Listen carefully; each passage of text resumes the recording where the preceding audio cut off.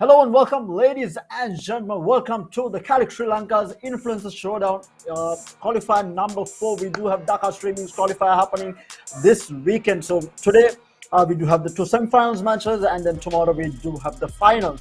And alongside this, we do actually have the Calyx community competition happening, which is the Calyx one-tap competition. So if you have not submitted your clips yet, make sure to submit your clips onto the Sri Lanka Valorant community page with the hashtag Calyx one tap and stand a chance to walk away with some Valorant gift cards and to be featured on the live stream tomorrow as well during the grand finals.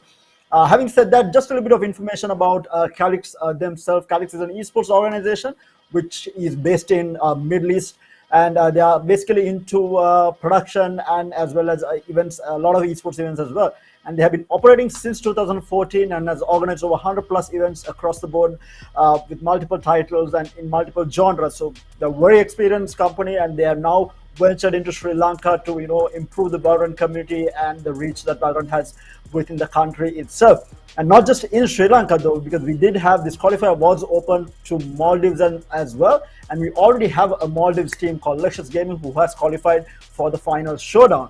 And overall, this is the biggest prize pool in Sri Lanka that has been seen for Valorant. 200,000 prize pool across, and 100,000 for the qualifiers, with 25,000 each for each of the qualifiers, and then 100,000 for the final showdown. So the teams that are actually getting first and second place in qualifiers, they're actually winning a lot of money if they can win during the final showdown as well, because they're already winning money in the qualifiers. So amazing format from Calyx to all these Valorant esports athletes out there. And having said that, let me introduce our special guest today. It's going to be none other than Dhaka himself. Let's have a chat with him and see what he has to say about Calyx Sri Lanka. Hi, Dhaka. Hi, Tara. How's it going? Thank you for having me. Been a very long time. Yes, definitely has been quite a while since both of us had a chance to have a little bit of a conversation for sure. Yeah. So what do you think, man? Like, I know that you have played, you're someone who has played a lot of games across, whether it was during your streaming period or whether when you were playing competitively. What do you think about Valorant and the Valorant community right now in Sri Lanka? I think Valorant is definitely something that's picking up quite a bit of steam in Sri Lanka, and I think rightfully so. I mean, with the generation that keeps moving forward, I think this is definitely a game that will be played for quite a few years, and it's nice to see that there is quite a big number of teams actually participating in tournaments outside of the norm.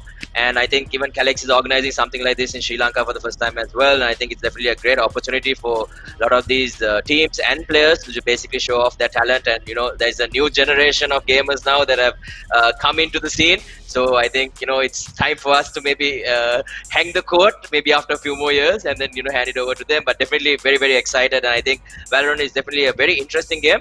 Definitely not easy by any sense. I mean, it's usually you have games where it's just pure aim, and that is definitely that's usually the deciding factor. But with Valorant, with the operators having their own skills and abilities, I think you can definitely make some huge plays, some interesting plays in the games, and I think that's definitely what we're going to be looking for in today's matches.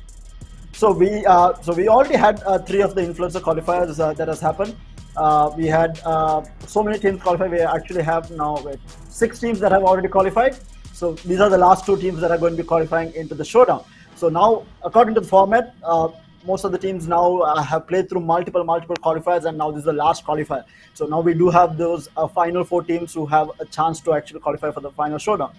And I know that some of these teams. Mistalkers, I know that you have a couple of friends from Mistalkers. It's Athena and them from WG, and then from Team Proximity we actually have one of our old teammates as well. Then we have Team Neeks, who is extremely strong. They're a very new team, a very young set of boys who are playing in Team Neeks as well.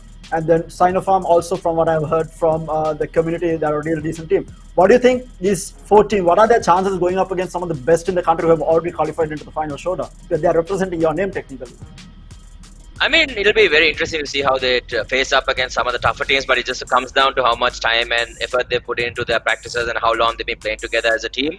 Communication is definitely going to be very, very much key in the game of Valorant, and obviously their knowledge and use of their tactical abilities, and even the composition of operators that they'll be using in the game as well. So I think there's a lot of variables, but if they've done their homework and they have the basic fundamentals down, I think it'll be very interesting. And Valorant is one of those games where you can definitely be very inconsistent with performances as well, but you can be also very consistent.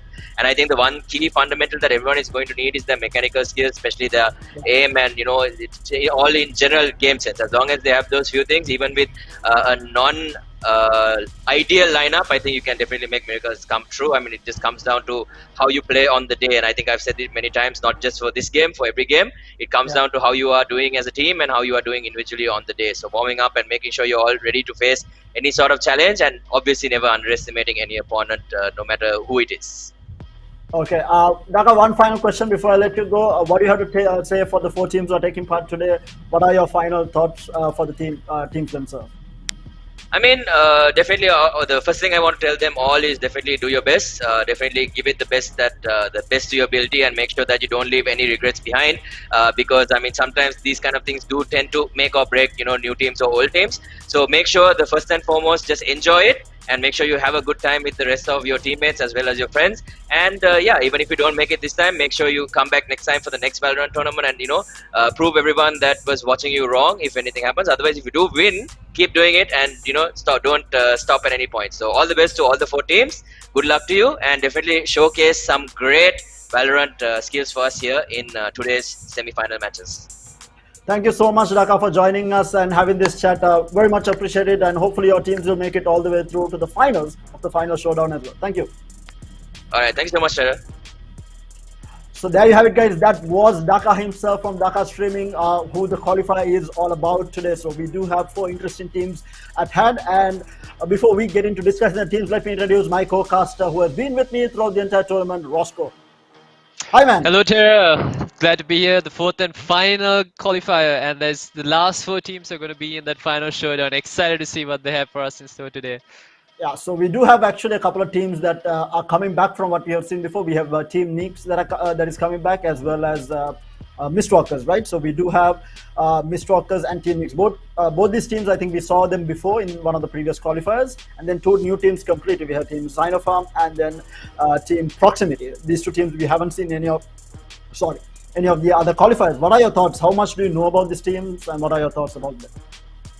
So far, the 2 teams that are replaying this tournament, they are really good. So Sinopharm and Proximity certainly have their work cut out for them. But that doesn't mean that they're any newer teams. They've been around for quite some time, and they have some really good players as well. And I mean, what I'm hoping for is sort of an underdog situation. Hopefully, some of these newer teams, especially Proximity, could show us what they got. Yeah, so we do. We have the rosters on screen. Both these teams coming from the same organization, WG. We have on the side of Mistwalkers, we have Alex, Tipsy, Athena, Zing, and Castile. I think Alex is not playing. There is a different player. I think they had a small roster switch. I'm pretty sure there is one of the subs are only taking part today. And then on the side of Team Proximity, we have Stealthy, Mr. Mint, Lishan, Darshana, and Akuma. Again, on the side of Team Proximity, I think we have Nali playing instead of Lishan. If I'm not mistaken. Again, this is what I have received prior to from these teams. I have been in touch with some of these teams who have been taking part, and this is the information that I have received from them. I might be wrong. We might see the same, the exact same roster player even. I don't know. But from what I heard, these are the 2 changes in the teams that we might be seeing today. Yeah, I think it's hard to say. So you always have a lot of players registered as subs as well, so they can switch out whenever they want to.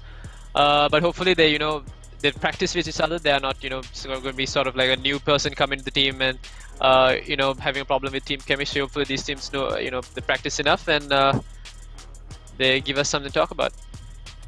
Definitely, and it's going to be interesting to see what the maps are also going to be, because we know that Mistwalkers loves to play Icebox, if I'm not mistaken. They do play Icebox, and they play Haven, if I'm not mistaken. These are the 2 maps that Mistwalkers do play.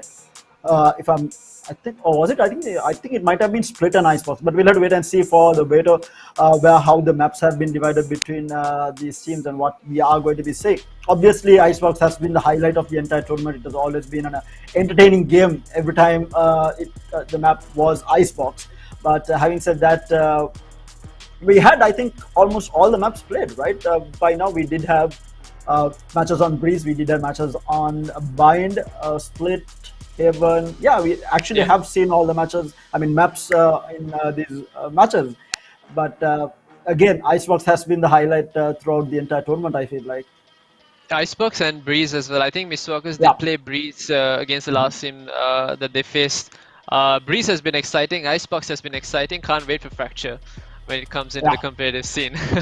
Right now, it's in the normal rotation, right? If I'm not mistaken. Yeah. And, right. It- But what do you think now? So we did have the patch update come out, so it was in the middle of the tournament.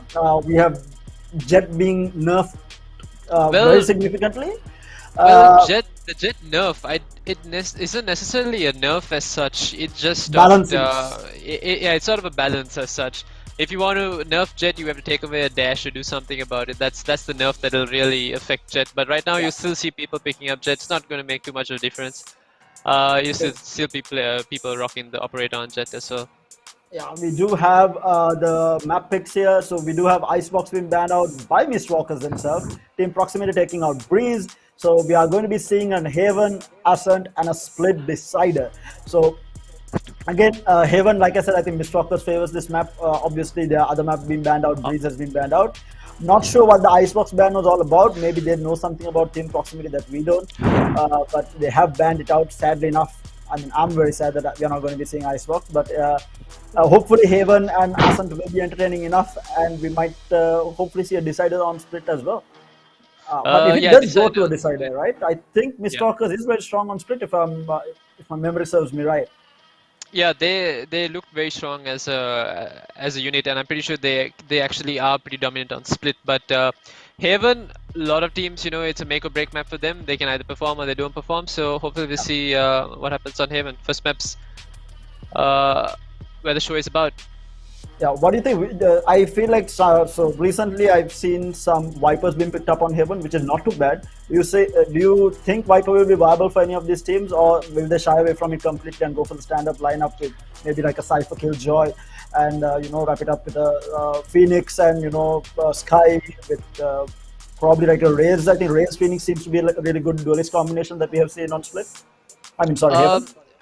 With regards to duelists, you can almost play any duelists on Haven, but what you asked about Viper, it's a tendency that teams like to bring in where they have a dual controller lineup, and on defense it's really strong. On attack as well, it can be strong because you always have that Viper wall that you can set as a default on either A or C. You can just always set that wall up every time any round begins, and just to fake out opponents, have them always worried about, hey, is someone going to put that wall up and walk past that. So having a Viper is not necessarily, going to be a negative impact to your team. It is a positive, but it all just depends on how the team performs. Are you going to be able to adapt to having that slower Viper play on your team as well? Now I've seen a couple of teams who are really good with bringing that extra Viper lineup, especially like you mentioned, Lexus Gaming, who are really good with having that double controller lineup. But it's going to be exciting to see if any of these teams today do bring in Viper as well. And from what I know, I feel like we will see that Jet coming out on the side of Mistwalkers. I don't think in terms of a duelist they'll rotate out of that because it's Athena who has been a constant Jet player. I don't think he has switched into any other agent throughout the entire tournament. And then on the side of Team Proximity, we might see Reina come out. And yeah, I think it is going to be Nali playing instead of Lishan today. So I think he is a Reina main. But he has been on Sky also as of late, so I'm not entirely sure whether he will switch to the Sky because from what I've seen recently, he has been practicing a lot on the Sky. So we might see a single duelist lineup coming out from Team Proximity actually. But Mistwalkers, a bit of a confusion there because I know that Athena will play Jet. That is a given. He won't switch from to anything else from Jet. But the rest of the team, I'm actually not sure because they have been switching around quite a bit.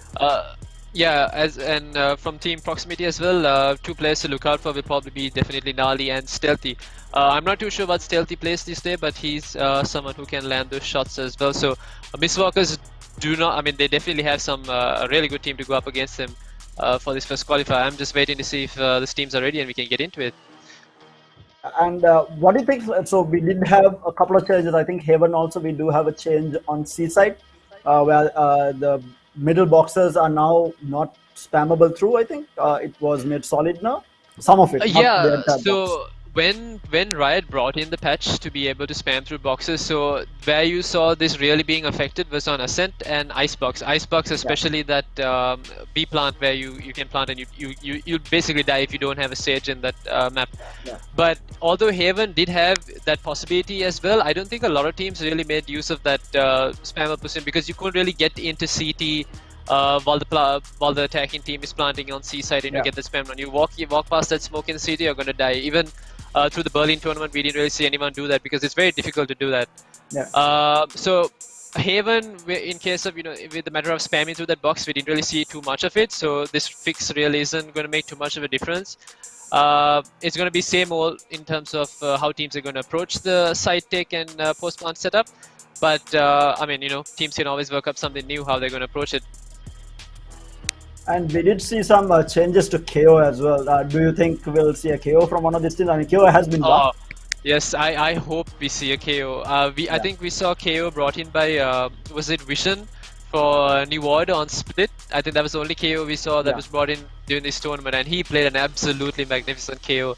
Hopefully some teams do. I mean, someone from today does bring in KO as well. Going to be exciting to see, especially now that you can't hear that flash. Yeah. And with that, we all do see the bracket on screen. So for anyone who does not know, so the first semifinal is between Mistwalkers and Team Proximity, and then the second one, Xenofarm taking on Team Nyx. So coming into this tournament, the top dogs here for this qualifier is going to be obviously Mistwalkers and Team Nyx, both coming from previous qualifiers, both really strong teams. And Team Proximity and Xenofarm, a little bit unknown. I know that I heard that Team Proximity played like the previous qualifiers, but they couldn't get through the quarterfinals into the semis. That's why we haven't seen them on live stream. But this time around, they have got through into the semifinals. So this is the first time we are going to see them perform live. Team Xenofarm, on the other hand, is a bit of a doozy for me. I have very little information on this team. Roscoe, do you know anyone in this team? Have you seen them perform before?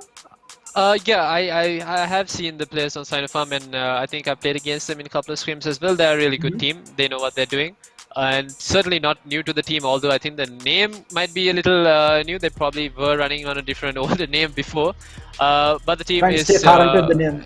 yeah, trying to go with the flow, I guess is what you would call it.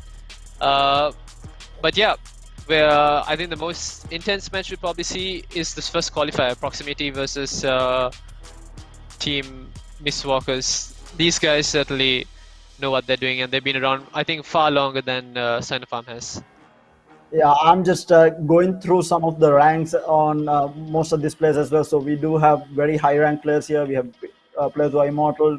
From immortal, basically all players are diamond immortal. Like might have seen like one platinum player here. So very high skill players for sure coming out from both teams in Mistwalkers and Team Proximity. Definitely going to be an interesting team. But I think the advantage that Team Mistwalkers will have is I feel like they have more experience in terms of the games that they have played. Am I not, or am I mistaken? No, so the thing about the rank is, Sarah, that you may have players who are just cracked out in aim.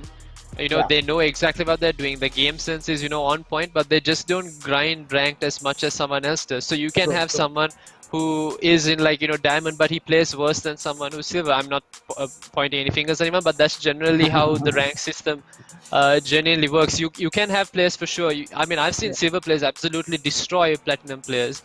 And it's all just a matter of the thing about the rank system is all about grinding. Who has more time to play the game? Who has more time to grind the game? And more often than not, people who play the game longer do tend to be better at the game. But that doesn't extract the fact that there are still players out there who don't really have to play as much, but can still be absolutely cracked out in the game. So I'm hoping that's the case today, and we have these mix up of ranks where. It looks like okay, this team's gonna beat this team, but I just hope it's not the case that these both teams, all players are absolutely cracked out today. Had their cups of coffee before this match. So your thinking actually comes from there was a term that was used in one of the previous titles that I used to play, Dota 2. They used to always say that rank is just a number, and it actually proved true for international tournaments as well, where we had like massive upsets of the biggest underdog in the tournament coming out and beating the favorites to win the entire tournament. We had situations like that, and even during Masters Berlin, right? We expected Sentinels to be one of the teams in the grand finals, Yeah, and they didn't even make it exactly. into the through to the semifinals. I mean, they lost in quarters, right? They lost in Yeah, quarters. they did. They did. Yeah, they They lost in lost in quarters. quarters. Yeah, I mean, they were world champions, losing out in quarters, and then we had G2 like get completely demolished by Gambit. I mean, that was the team that beat Sentinels in a previous in the round robins, and they come in and lose 13-0 on Icebox to Gambit. You know, like, a lot of things.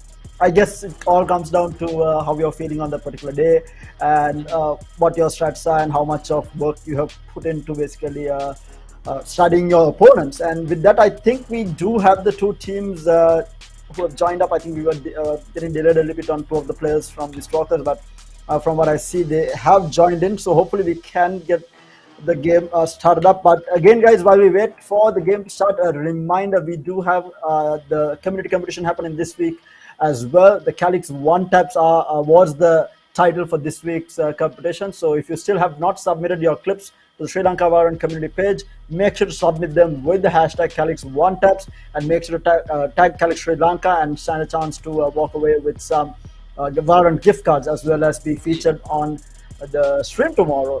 And I feel like we'll see a lot of Marshall, Sheriffs, and To add to that, guys, Terra and I did not submit our clips, so you are definitely going to be able to win. Keep uploading your clips. You still have time. Get that done. I don't We think did my not clips would upload have our counted, but yeah, definitely Roscoe didn't submit, so you're safe. I don't think mine would have counted. Not good enough to be winning anything as of yet. Everyone has a chance to win. Keep uploading your clips, guys. Comparatively, I'm pretty new to the game compared to a lot of. I started this year, somewhere in May, I think. Yeah, I think it was in May.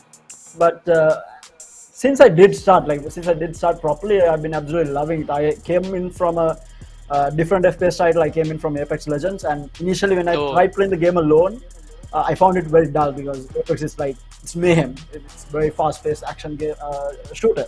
And then when you come into Valorant, the pace is a lot slower, a lot more strategic, and I kind of found it a little bit too slow for my taste. Then I got together with a bunch of friends, and now I'm absolutely enjoying the game, and I can't seem to stop playing Valorant. And tournaments actually help. Tournaments like Calyx, especially, like after I start casting Calyx, and then the amount of matches that I've seen through Calyx and these top teams perform, it's absolutely entertaining. And then you go back into your normal unrated games. You want to try out things that you saw during the stream, because these players are in no way. I mean, these are the best in the country, and they have the capability of basically going international. And we have seen teams like Chloe represent the country in the international tournament, going up against Maldives, India, Bangladesh, Nepal. We have seen this team coming in. And mind you, after Calyx, I actually saw a lot of my friends, because I told them that we do have this stream happening and that I'm casting the game, and I had friends coming in and watching the tournament as well. And I actually managed to bring in a couple of my other friends into Valorant as well. So massive shout out to Calyx for having the tournament, because these type of tournaments actually help a lot of players get into the game and realize what an amazing game it is. Especially, I think, the structure, right? Because compared to a lot of other titles, Valorant, Riot has a pathway for upcoming new teams to basically make it all the way through into the Masters. I think even Masters, and then finally the Champions. I feel like that's a massive opportunity that Riot has given, and organizations like Calyx supporting it, I feel like that's a huge opportunity, which a lot of players and teams don't have. Yeah, I mean, when you have a five-person team game like this, I mean, it can be disheartening if you lose one tournament and that's it, you're done for. You can't really qualify again. But what Riot have done, what Calyx is doing as well, absolutely magnificent for all the players. You just giving them that extra chance to keep practicing, keep qualifying, coming back stronger. It's all this, you will tend to have an underdog story with everything that's going on with formats and stuff. And the other thing is, I think a lot of teams have put in the effort required, because we have seen a few upsets in the tournament as well. We did see Chloe initially not even make it through one of the first qualifiers, and then now finally they did make it through. Then we had Lexus Gaming lose out to New Order. We had Yuji, who is coming out with a new roster.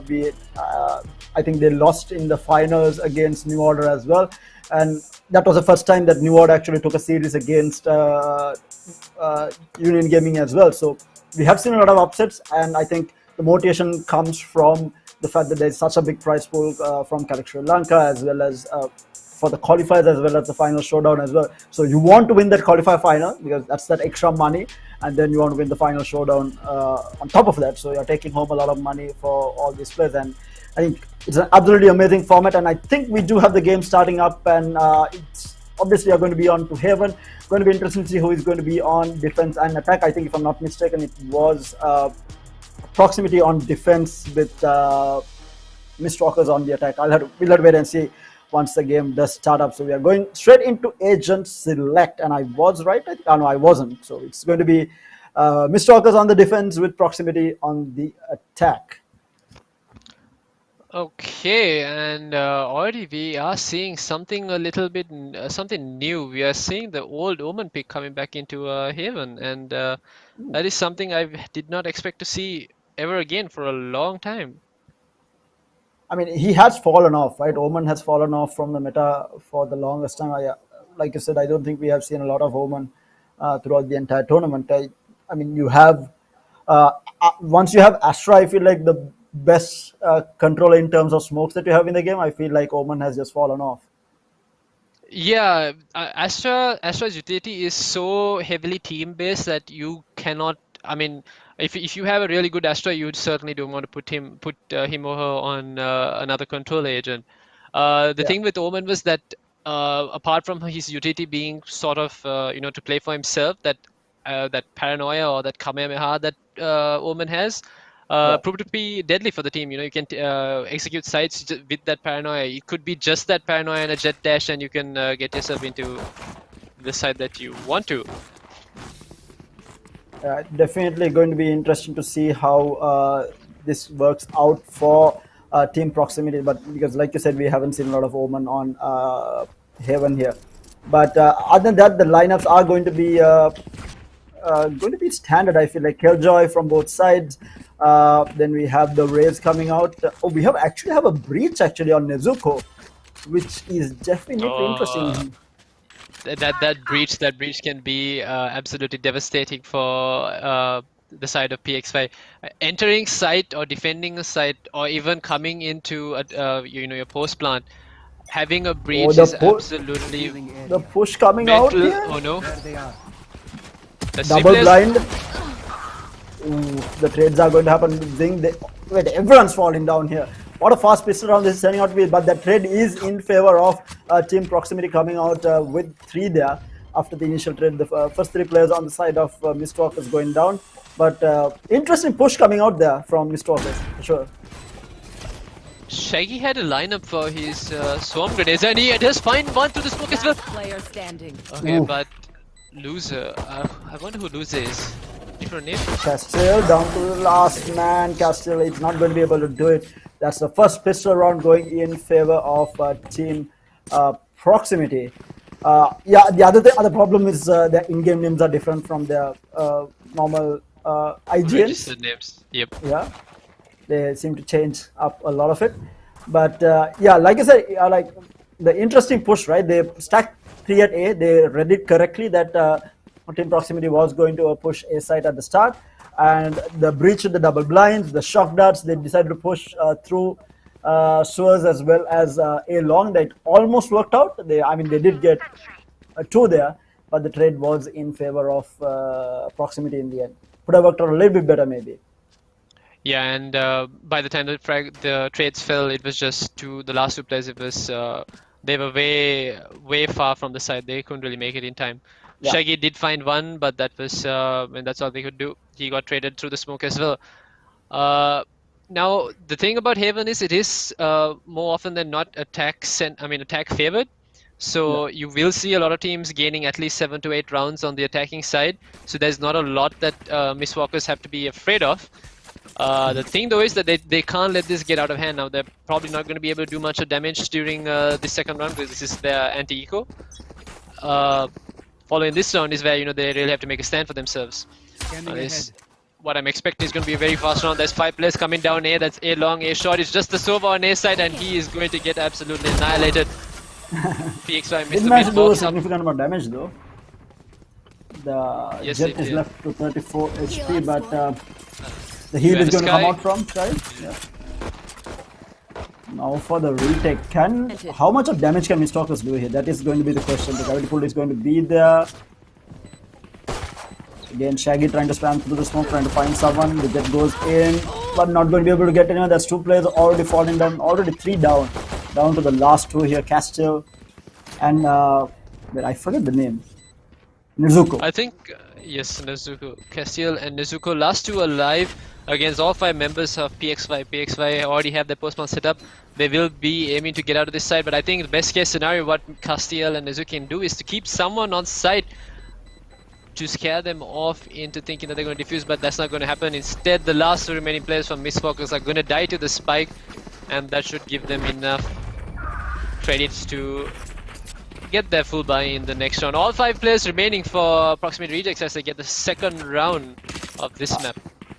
Good buy coming out from them, not really losing anyone, played it very smart, didn't push unnecessarily because they could have actually gone for those last 2 picks.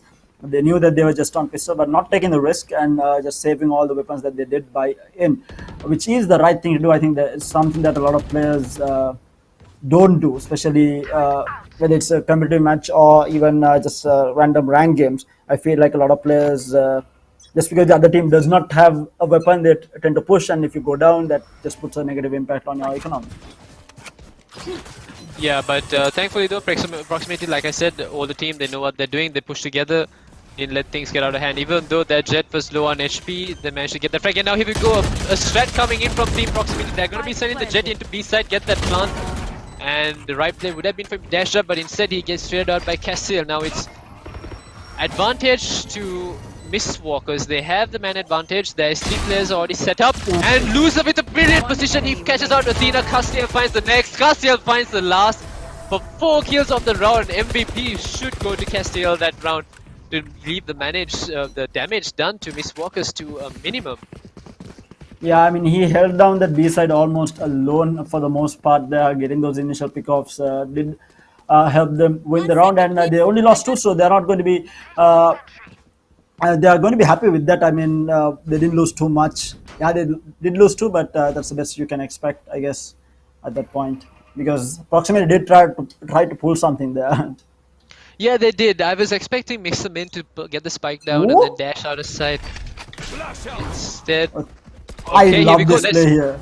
This is a beautiful play by Mistwalkers. Athena gets in with the flash from Nezuko. He finds Mr. Min. Mr. Min caught completely off guard, and now that's a proper big rifle out of the game for Proximity Rejects. Now it's time for them to reset and find another frag elsewhere. But looking at the minimap and how Mistwalkers have positioned themselves, I don't think they're going to be giving anything away. Yeah, holding all entrances, and this is going to be a tough take for Team Proximity, and they really do need to win this round. This is their bonus. Sorry, no, this is not their bonus. This is their buy round, so they really need to win this round to be able to do anything. And that Boombird does give away some info as to where Proximity are heading right now, and that brings in the rotations from Castiel and the Sova. There's 3 players on site. This is going to be a very hard site to take. Miss Zing is also on site. He finds one, but Loser and Nali chime in with 2 frags of their own, and now this is on even footing. But Castiel finds one, CJ finds the next, Nezuko, and the trades go back and forth, and the last person alive is Nezuko. It's the breach to close out the round to bring it to 2-2 for both teams.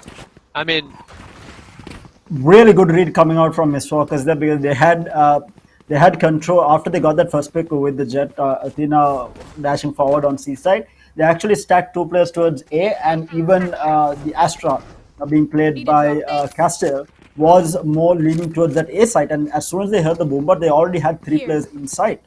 That allowed them to take that fight quite easily in the end. yeah, see, that's the advantage of having teammates who are so confident with their raw aim. No, not again. Athena seems to the breach. Athena is absolutely feeling it today. This is, I mean, he's in form right now. He's going and he's getting those frags. He's doing exactly what a jet should be doing, finding those initial kills. I mean, and unfortunately, though, Team PX5 are on a save round, just stealthy with the judge. He should be able to do the most damage right now. Mr. Mint does have a Marshall as well, trying to look for those frags, but Mistwalkers are not giving anything away. Austere, but I was trying to highlight that last round was okay, Athena, keep doing what you're doing. Anyway, what they did on S side was we do see a lot of teams once you hear that info that the team is coming to this side, they tend to run out of site and give that site away to play for retake. But the fact that Mistwalkers stayed inside, now the trades did, equal up to just one final man remaining. But if they hadn't done that, things would have gone a completely different way if they'd allowed Proximity to get that site for free. And I mean, that's the thing about Valorant. It's all about how you play it. It's all about the tactics, about your strats. 30 seconds left. Ooh, loser with the tap on the Athena. Last player standing. But Zing is going to be there with Yodin to pick up the 3K. The spam goes through the garage doors. And I really love this play, what Nezuko and Athena are doing with the jet and the bridge. This is something that we haven't seen in a really long time. This used to be actually a thing that, a cheese strat that people used to pull off in ranked games or unrated, where you have the jet and the bridge using that blind and dash forward to take the fight. It was called the flash and dash. That's what they used to call it. And these guys are pulling it off. I mean, Nezuko and Athena here, they seem to be very confident with it. And they're not doing it at the same place either. They pulled it off at Ceylon, they did it at Garage now. They might actually do it at A-Site by the looks of it. Yeah, that's the jet and breach combo. I mean, the combinations that do tend to work out more often than not is Sova jet as well as breach jet. Due to the fact that jet can get into these uncanny positions and dash away if things get a little too turbulent for her. This round though, beginning of the 6th round, we are not going to see any aggressive plays coming from Mistwalkers. It was both those rounds where the aggressive plays came in, and now Seeker's out. There's Mr. Mint on site, and there's 3 players on site already. Billy Feynman, he finds Athena, but gets steered up by Nezuko, and Shaggy and Nezuko on site. Absolute tanks right now. Find all 3 players, and it's all down to loser. Can't really hear anything. His lockdown is in session, so he's going to be able to get those players out of sight, but there's not a lot he can do. This utility combination that Mistwalkers have is absolutely devastating, but he does find Shaggy. Shaggy getting a little too greedy, trying to find that frag. The 2 flashes though do keep blinded out. This is absolute destruction coming out from Mistwalkers, and they are looking to be in really good form. And mind you, that Astral Wall came up really fast from the side of Mistwalkers. Castiel was almost immediate with the wall, and that just spelled destruction for that push. Because they were playing it really slow, and as soon as they decided to push it, you are running into basically 2 tanks with Nezuko and Shaggy holding down the site, and then you have to get past Astral Wall as well. Meanwhile, we do see on the map we did just see Athena and Nezuko trying to make the same play at Ceylon, not really working out. Didn't really find anyone with it, but it seems to be a full A. Yeah, and here we go, Terry. This is what I was talking about. This is when teams switch out their strats. This time, Mistwalkers are playing for the retake because Shaggy has the lockdown to work with. No one on site. They're going to allow the plant to go down. All 5 players are on site, and here goes the lockdown. Now things are going to get a little messy. You have Mixer Mint who's pulled out the Blade Storm, but by the looks of it, I think Shaggy does have lineups for the Songblades as well to cast him out, and Mr. Mint misses his shots, but he finds the right click, and Nezuko spams Mr. Mint, finds loser as well. Now Nali running down a long. He has a flash to work with. Stealthy also pulling out the ult, and Stealthy finds Mr. Singh. The spike is not going to be diffused. There's 3 people alive for Mistwalkers and Athena. And Nezuko with 3 frags. Nezuko did find a frag with that spam that he got on Mr. Mint. There was an extra frag. There was a loser getting caught out. And Mistwalkers now move up to 5 rounds. I mean 5 points. They're building a healthy lead already, and this is on the defense. So these things are not looking too good for Proximity already. Yeah, I feel like Mistwalkers are very practiced here. The strats that they're pulling out, they are changing things up. They're not playing the same way, and mind you, they're doing this on defense. And I mean, absolutely insane plays coming out from Mistwalkers. I think they might have this game on the bag if they don't throw it at this point. And Team Proximity are back into save here. A couple of marshals, judges, and sheriffs coming out. Yeah, Zing spamming through garage door, trying to pepper up some players before they get into a side that'll be a lot easier for his teammates to spam them down as well. Now, PXY are on a save round, so it is very highly unlikely that they will probably win this round, but damage can be done.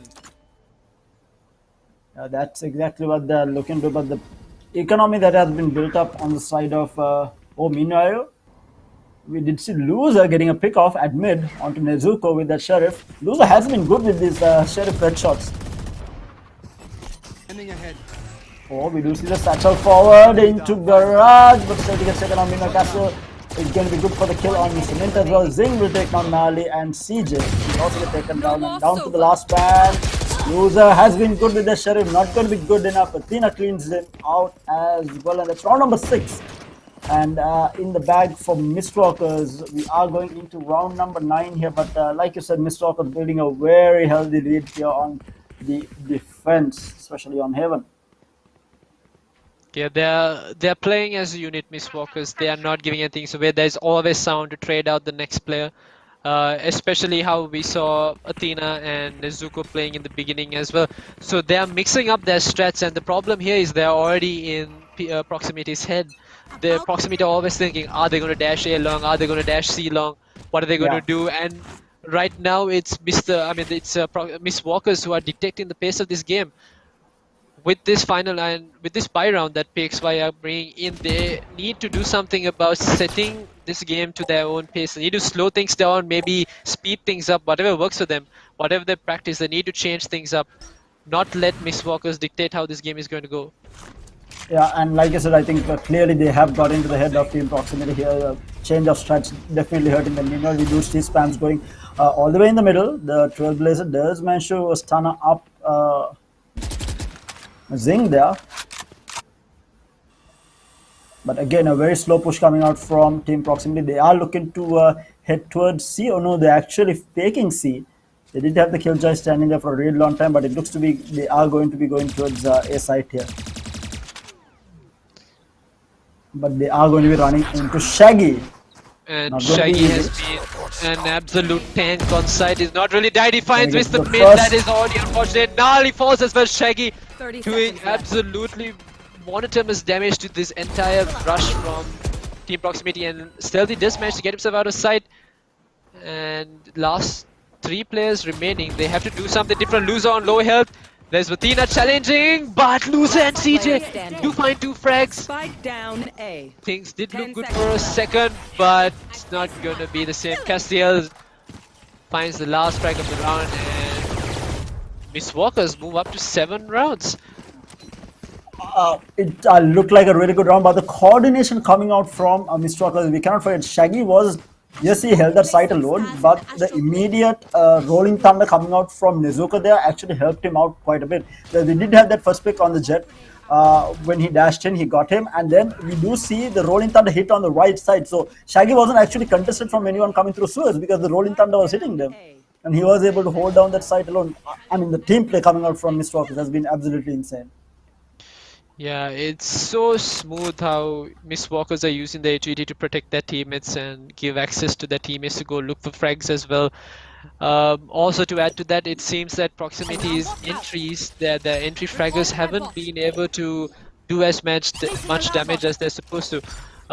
Stealthy, of course, on the raise, not much you can expect from him apart from going and getting those absolutely devastating frags. You can go do damage and cause people to get out of position, but you have, a team like Proximity have to rely a lot on Mr. Mint, the Jet dashing into sight in his smoke, scout burst moving from one position to the next, trying to find frag. If Mr. Mint manages to dash into sight and get just 1 frag, things should go in favor of Proximity.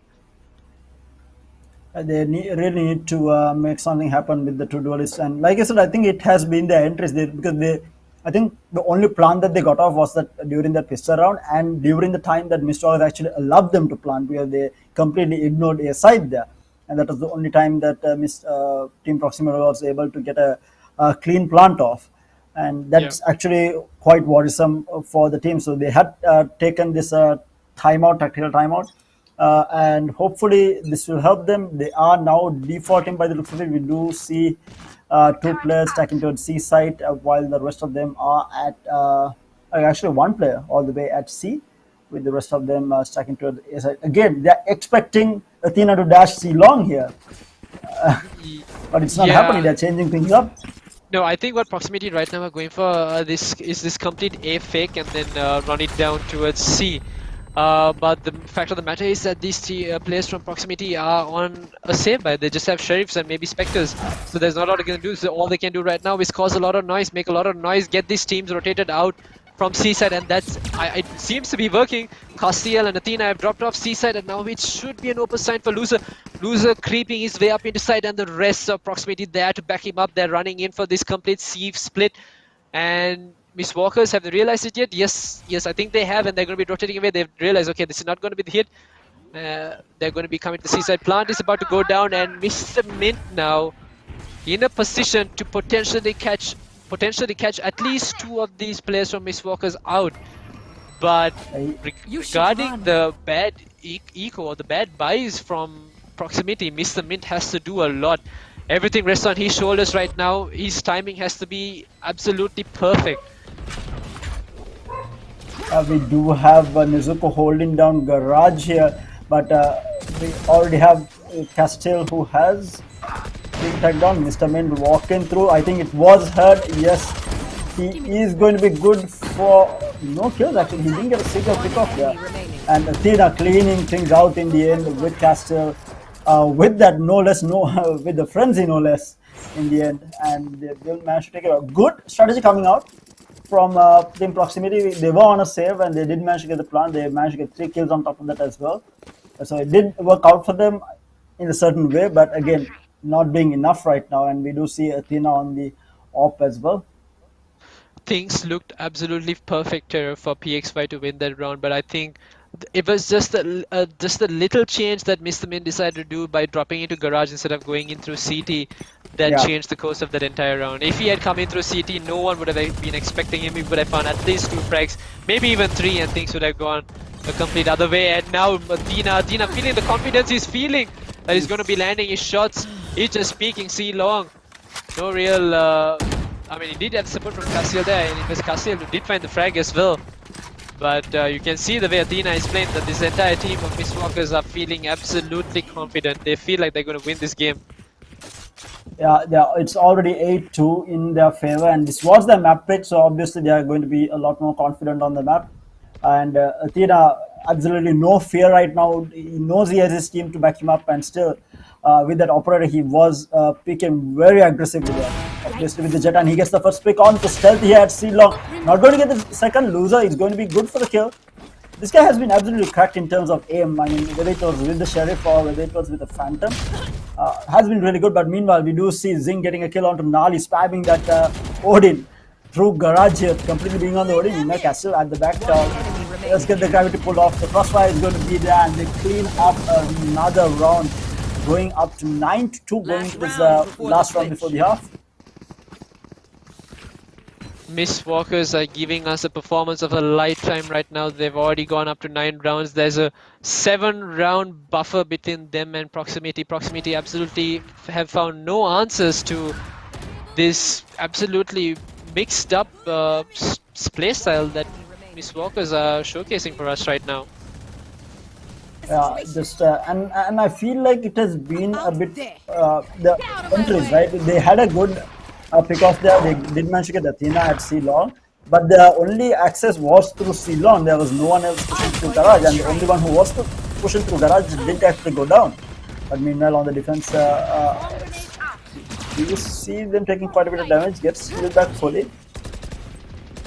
Again, the op on Athena on top of B here, but we have Mr. Min getting in control of the side, going to rotate around. The blind is going to be there. He does get the right click, upgrades into a bangle, but does get spammed down. Stealthy actually goes down to Nezuko. Meanwhile, Mr. Singh and Athena getting the kills, and oh, it's going to be a good round. Last man surviving, but the dash not finding the kill. Down to the last 2 here. Loser versus Nezuko. Picks up the spike. Concussion is going to be there. He's going to stop the plant. Blinds go out, he'll get the plant down.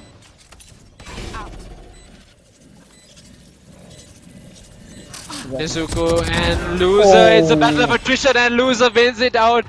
a formality for proximity rejects as they do for close out the final round, but it is Switching 9-3 and the buffer that Miss Walkers have created for themselves is gonna be quite the mountain, quite the hurdle for proximity to climb, especially on defense. Definitely, and I like how Loser rotated for that kill. At the end, he did use his Nano Swarm, and I don't think the Breach was expecting Loser to push through the Nano Swarm there because forgetting completely that there is a ledge that he can walk above. Loser was able to get the backstab onto Nezuko there. Unfortunate for Nezuko, but a really good play coming out from Loser. I mean, and it is small plays like that from anyone on the side of proximity that could boost the self-esteem, the confidence of the entire team. Hoping that's the case, and that's exactly what's going to happen for Team Proximity. Everything happened so fast here. Mr. Mint here on the jet. All did manage to get a few pickoffs here, and then Nezuko cleaning things out. But the frags just fell left, right, and center. It was a chaos inside C-site in that last round.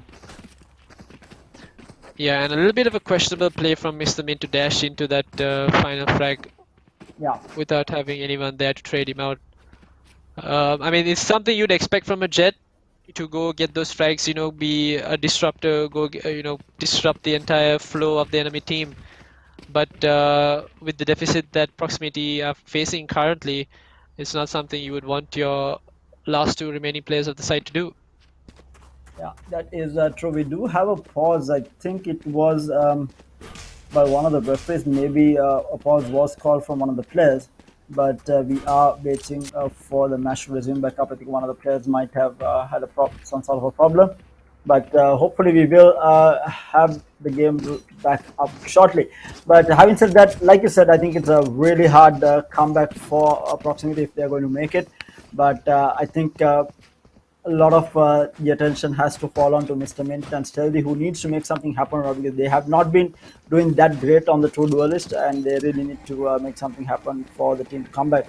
But Loser, obviously doing really well right now, has been fragging out quite hard in terms of kills. I mean, he has 14 kills, the top fragger in actually the entire game. It's not even Nezuko or Castillo who is fragging out for Mistwalkers, who are 13 apiece, but it's Loser with 14 frags who is top fragging right now. Yeah, and Terry, you can't count proximity out. These players can absolutely pop off. I mean, there can be an underdog. They can come back. Comeback is certainly in the cards for them, and I'm really hoping that that's exactly what they do. We just need one, maybe two players to start the momentum for the side of proximity, and the rest of the team will follow after them. I mean, you would expect from your captain, whoever is calling the strats for proximity right now, make the right calls, and things could change for the better, could change in favor of proximity, and that's exactly what they want, and that's what we want to see as well. It's not what Miss Walkers would want at all. They'd really want, you know, a complete walkover as such, the way this map is going. But we want to see some fire in this match. We want to see proximity fight for this map win, not hope for that third map, you know, when they win the second map. Let's hope that proximity, you know, find their footing and bring the scoreline back for the entire team. Yeah, I mean, we have seen, I really like what you said about momentum. I think it's important that one of the players just sets the pace right now. I think it has to be, even if it's just one player who is popping off, they need to build that confidence in the team, because we did see how big of a change momentum can be during even Masters. I think it was 100 Thieves versus Ascend, where they made a massive comeback on Breeze. And it was just Asuna, right? I mean, he didn't even win the round there, but he was fighting almost, I think, 1v4, 1v5 there. Yeah. Terror, forget Berlin. Think about the New Order versus Lexus Gaming match. Oh yes, yes. That was just completely momentum. That was just Kroms just absolutely going ham, and the entire team following behind him. And that was like we were talking about, just one player going absolutely nuts, and the entire team following after him. So in that same aspect, we just need one player. It could be Loser, it could be Stealthy, it could even be Mr. Mint, you know, redeeming himself, and the entire team will follow.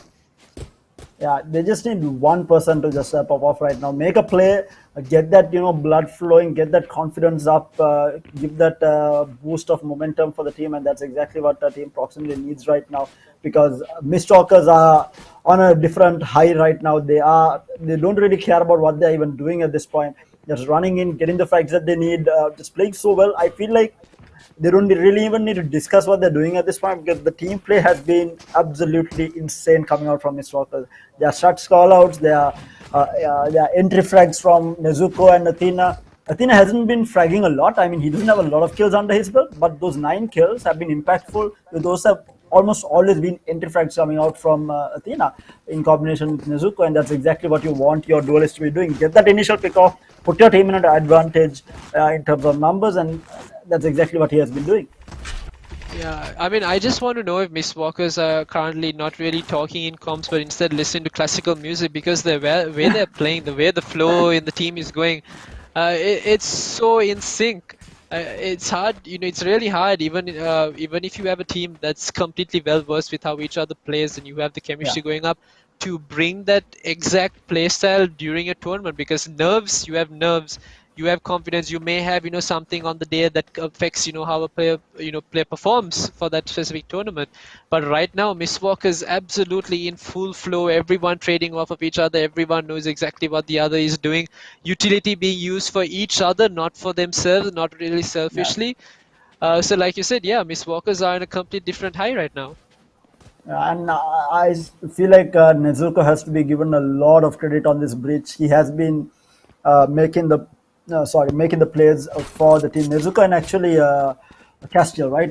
They are the two top fraggers, but majority of the work that they have been doing is not just in terms of kills. Their utility usage has been absolutely perfect. We did see Castiel hold down B site alone at one point, and then we did see Nezuko's Rolling Thunder being used to save Shaggy in a very tough position where he was getting rushed in by 4 players, and Shaggy was able to just get 2 kills for free just because of how well Nezuko used his utility. And it has been the case. Nezuko has been while top fragging, he has been enabling the rest of his teammates to get those frags, especially in combination with Athena on the Jet. And I feel like this team is definitely going to be one of these. If they can make it all the way through to the final showdown, it's going to be a tough team to beat come final showdown if they make it through. Yeah, they will be a definitely tough team. We didn't really see much of them, much of their performance in the previous qualifier, but right now they're showing us really what they got. They're showing us exactly what they're capable of, and it's absolutely beautiful to see. And this composition seems to be working for them. Yeah, right now we do have the match starting back up. Let's have a look. Oh my god, Athena! Oh my god, Stealthy! Oh, there we go, it's Stealthy! Stealthy all alone on Seaside. I mean, not all alone, he had 3 players there to support, 2 players there to support him, and he finds 3, but no. Zing is still online. Zing brings it down to a 2v2. He has the support from Shaggy. Shaggy's in garage. The last 2 players for PXY are towards CT. Spike has not gone down yet, and all 4 players are in a good. They do have a good amount of HP to play this round out. Shaggy comes back inside to support his teammate. Shaggy finds CJ. Oh no, Nali on half HP. What can he do from here? He does have a flash to work with, but Shaggy also has 2 swarm grenades. This is going to be an absolutely difficult round for Nali to bring back. And with the UT being thrown out, it is forcing Nali away. Both swarm grenades there to slow down. Nali's pushed by him, but Nali finds the headshot onto Shaggy. And the reposition from Zing, absolutely perfect. 3 kills on the round to keep things in close quarters for Miss Walkers as they move into 10 rounds. Double digits for Miss Walkers, and things could have been a lot more scary if Stealthy had landed all 4 shots there. Nali almost had that there, but the reposition coming out from Zing, they're absolutely on point. But the man in action that round was actually Stealthy, who went for 3 instant head taps. I mean, this guy went crazy on Seaside, but wasn't able to close it out, sadly enough. But some insane shots coming out from him. I think might be what they needed, might be what he needed to try and clutch out another round for the team. Maybe clutch out a round and get that momentum swinging their way. Now they are on a save. It was definitely what Proximity would have needed, but unfortunately they couldn't close it out no matter how much work still they did do on C side. And now look at this, Mistwalkers, they have the better buy, they know exactly what they need to do. They're not going to give any close range fights, and I'm pretty sure Mistwalkers are not going to be walking into garage. There's a crossfire held by two shorties, by two players of proximity, and instead it's like it's almost like they have some sort of a wall hack or some map pack. They know the A side is completely open. Athena rushing into side, not going to find anyone. Why? Because the entire side is empty, and retaking with pistols, not going to be too easy. Planted. Oh, loser might get a backstab here. Does not manage to find the kill. Zing is going to be good for the trade. But down to the last three. Again pushing forward. Stealthy not really taking out the bot. Will get taken out. Athena will take out Mr. Mint as well. Down to the last man surviving. It's going to be CJ on the Orban. Gets cleaned up by Athena. That's the 11th round going in for Mistwalkers. Another clean round coming out from them. Didn't really lose anyone, right? That was a flawless coming out from them on their bye. That was a flawless, and that has to be a lot of credits going into Mistwalkers' strat calling there to move into A side. I don't understand how they knew the site was empty, but they did, and they went in for a very clean side take. I think the reads coming out of this team has been absolutely insane. I want to know who is calling the shots inside the Mistwalkers right now, because the in-game shot calling has been on point. Meanwhile, Castile will take out Nali with that gravity pull going out. Again, a fast entry into A side. Completely left open after that first pickup.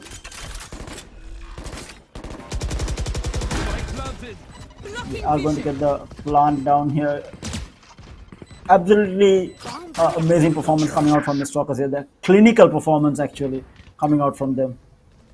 We see Shaggy here going in. Will get the rotation on loser there. Just love it. Swamp Grenade is going to stop Stealthy, but Stealthy is going to be good for the kill onto Shaggy here. So that's still going to be 4 players fighting up against the 3 on the side of proximity. They will look to save the weapons. Yeah, they are running out of time. They are going to try and save these rifles and live to fight another day. It's going to be match point coming out for Team Mistwalkers in this game number 1 of this best of 3 series. And a little unfortunate for proximity region because that was their buy round, and they do lose Stealthy as well towards the dying half of that round. Absolutely not looking good at all for Team Proximity, and all things started off with Castiel's utility usage there in the beginning of the round, finding Nali at A long. Yeah, aggressively peeking that, not really finding anything, but match point now coming out for Mistwalkers, and the rest of proximity cannot really afford to save. They are going to buy up, but it's going to be a C push by the looks of it coming out from them. We do have a lot of players here. Athena dashes in, will get taken down, spammed down by Loser with that Ares. That's all numbers advantage, and Loser is good for another 2. Get this Luko and Castile as well. This is exactly what they wanted. Zing is going to be good for the kill onto Loser through the smoke, but these bad numbers. Shaggy will clean out Nali though. Down to a 3v2. They still do fairly have the weapon advantage, I feel like.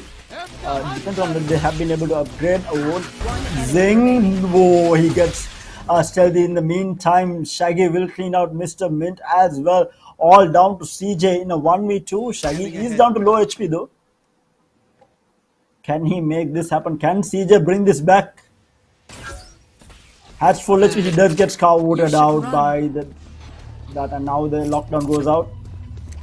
And I mean, there we go, Terra. That goes to show the caliber of which Mistwalkers is playing right now. It was a 2v4, or was it a 2v5? And the 2 players from Mistwalkers brought it down to a 2v1 in favor of them. I mean, what more can you say about Mistwalkers as Zing gets the final frag of the map to close it out, and a 13-3 scoreline. I mean, that's big. That's big for Mistwalkers.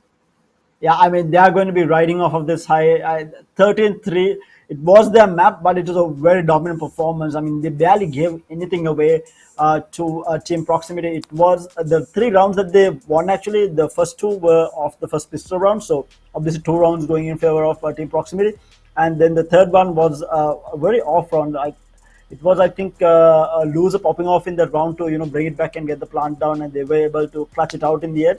But that was about it. I mean, the story read Mistwalkers throughout the entire game, and even when the loser popped off with that Ares holding down Seaside in his last round, they were still not able to close it out in a 2v. I think it was 2v4 going in, I think Zing found a kill through the smoke, making it a 2v3, and then later on we did see the last few players fall and leaving CJ alone to deal with a 1v2, even with the weapon advantage, not being able to close it out in the end. I mean, impossible situation after the plant goes down almost to win that 1v2.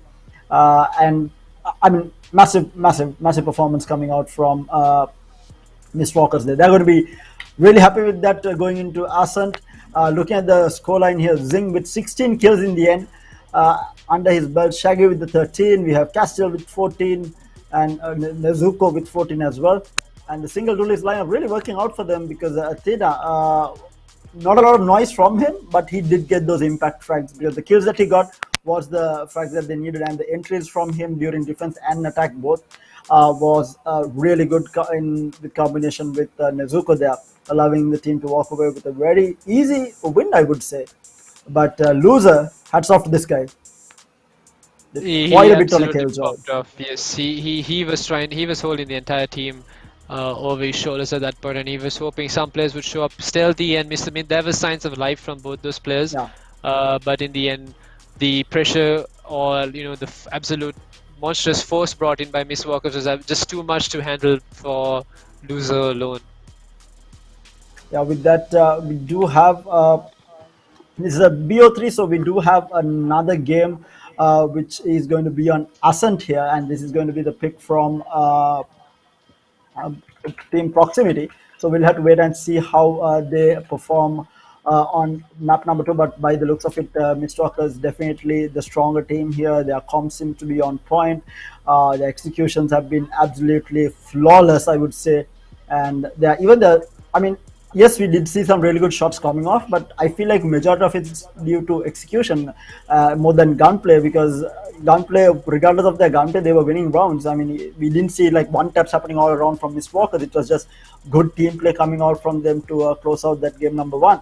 So it's going to be interesting to see how Team Proximity can bring this back in map number 2. But we do have the highlights queued up, and we will be going to highlights and also coming back into game number 2 after. So do stay tuned in. But a reminder, guys, we do have the Calyx 1-taps happening. So if you still haven't submitted your clips into the Sri Lanka Valorant group, make sure to submit it with the hashtag Calyx 1-taps, and make sure to tag Calyx Sri Lanka on the post as well to stand a chance to walk away with some Valorant gift cards, as well as be featured on the live stream as well. And we do with that, we are going to be going into the highlights, so stay tuned for the head-to-heads coming up after the match number 2 as well. But we'll be back after this short break, guys.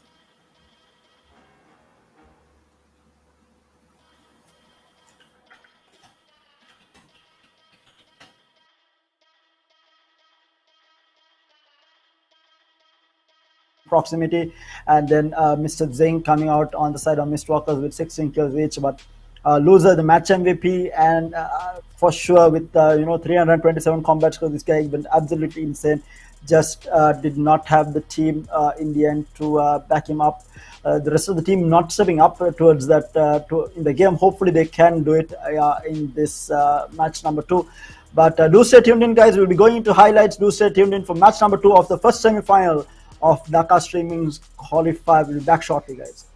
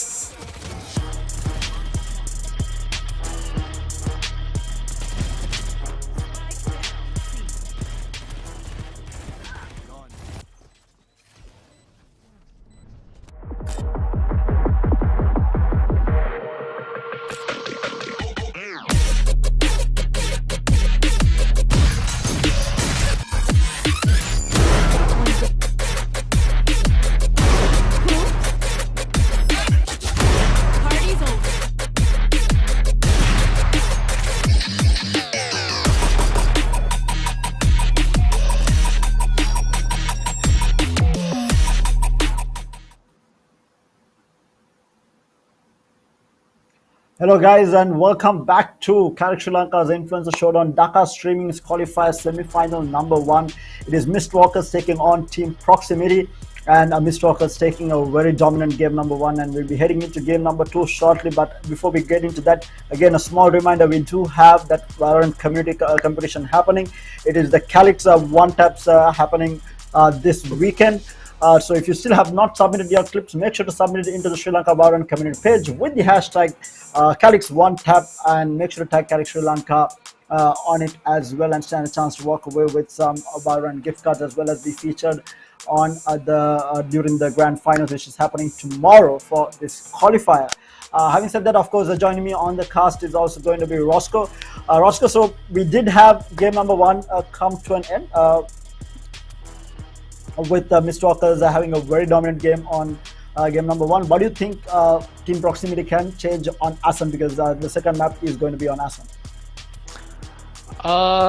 What we didn't see from Proximity was any one of them combining with each other to try to get some rounds, the way we saw Mistwalkers do, especially like you especially mentioned Athena and Nezuko, the Breach and the Jet. Now, in Mistwalkers' mind, they have the pace of the game and they are pretty confident. I'm pretty sure they're going to be confident with taking the next map in that same stride as well. So the name of the game right now for Proximity is to put a halt into that momentum that Proximity has been doing. And it could be with them saving up all of their ultimates to use on one specific round, just absolutely flabbergast the entire team of Mistwalkers, or it could be just 2 players combining with each other to go and cause havoc and break that chemistry that Mistwalkers have going on. There's a lot of ways to break momentum of an opposition team.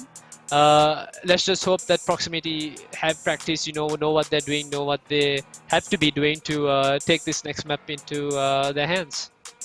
Yeah, and the good part about this is they do have that information, because these 2 teams are coming from the same organization. They are playing for WG, Mistwalkers and Team Proximity both. So I'm assuming that these 2 teams have scrimmed together a lot. So I'm assuming Proximity does have that information necessary to pull up something out of the box to take it to Mistwalkers and destroy their momentum, because right now momentum is key here. They need to get in and stop Mistwalkers' momentum, because it's not about gunplay. I feel like both these teams do have their gunplay down, and Mistwalkers did not win on gunplay. I mean, Haven was completely dominated in terms of strategy.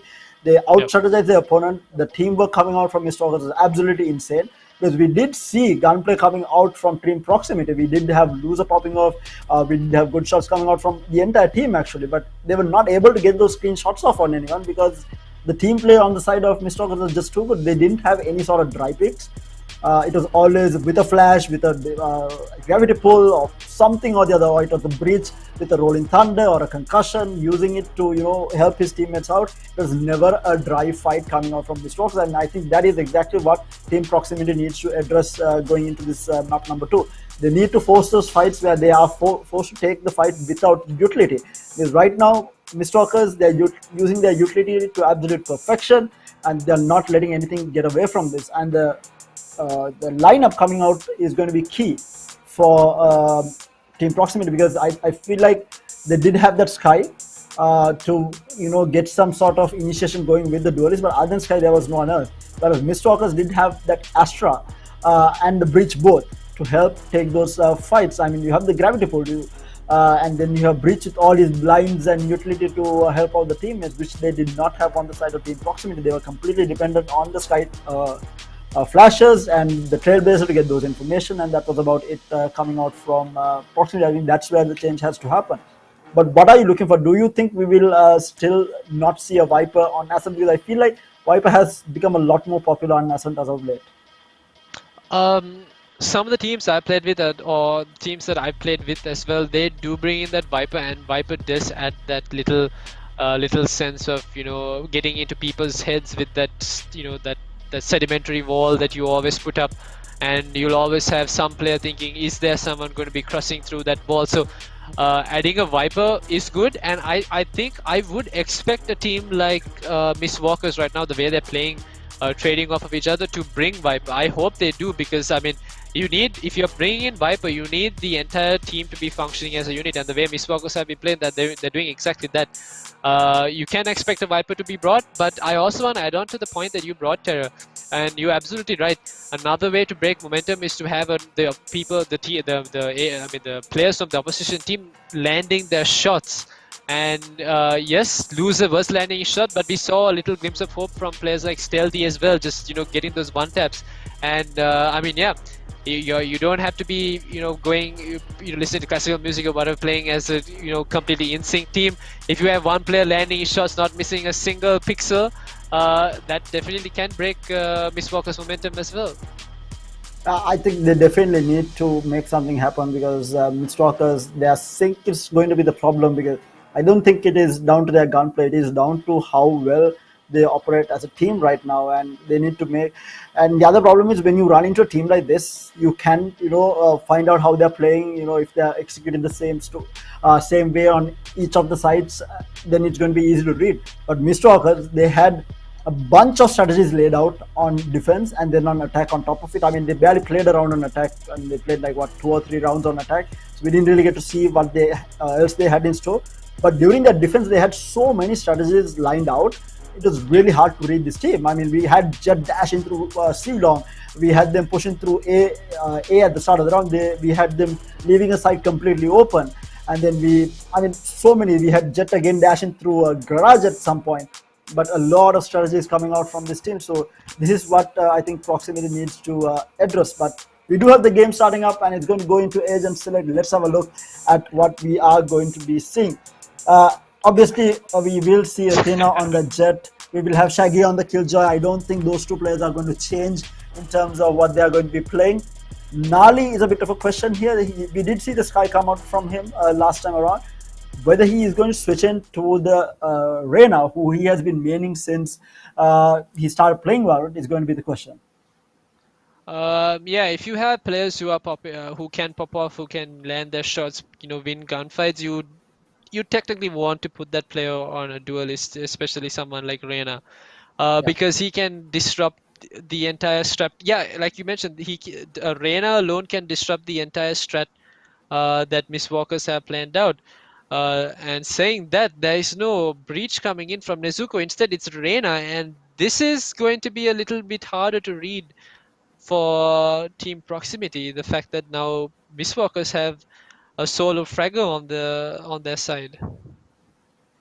Yeah, I mean, interesting part is though that other than actually Team Proximity has it, but Mistwalkers are not running a Raze, which is really strong on us, and we have seen Raze being able to control A main and B main, as well as even play mid at some points, and the utility is critical in for Raze on Asan, but we only see Team Proximity running the Raze with the combination of Jet in the hands of Mr. Min.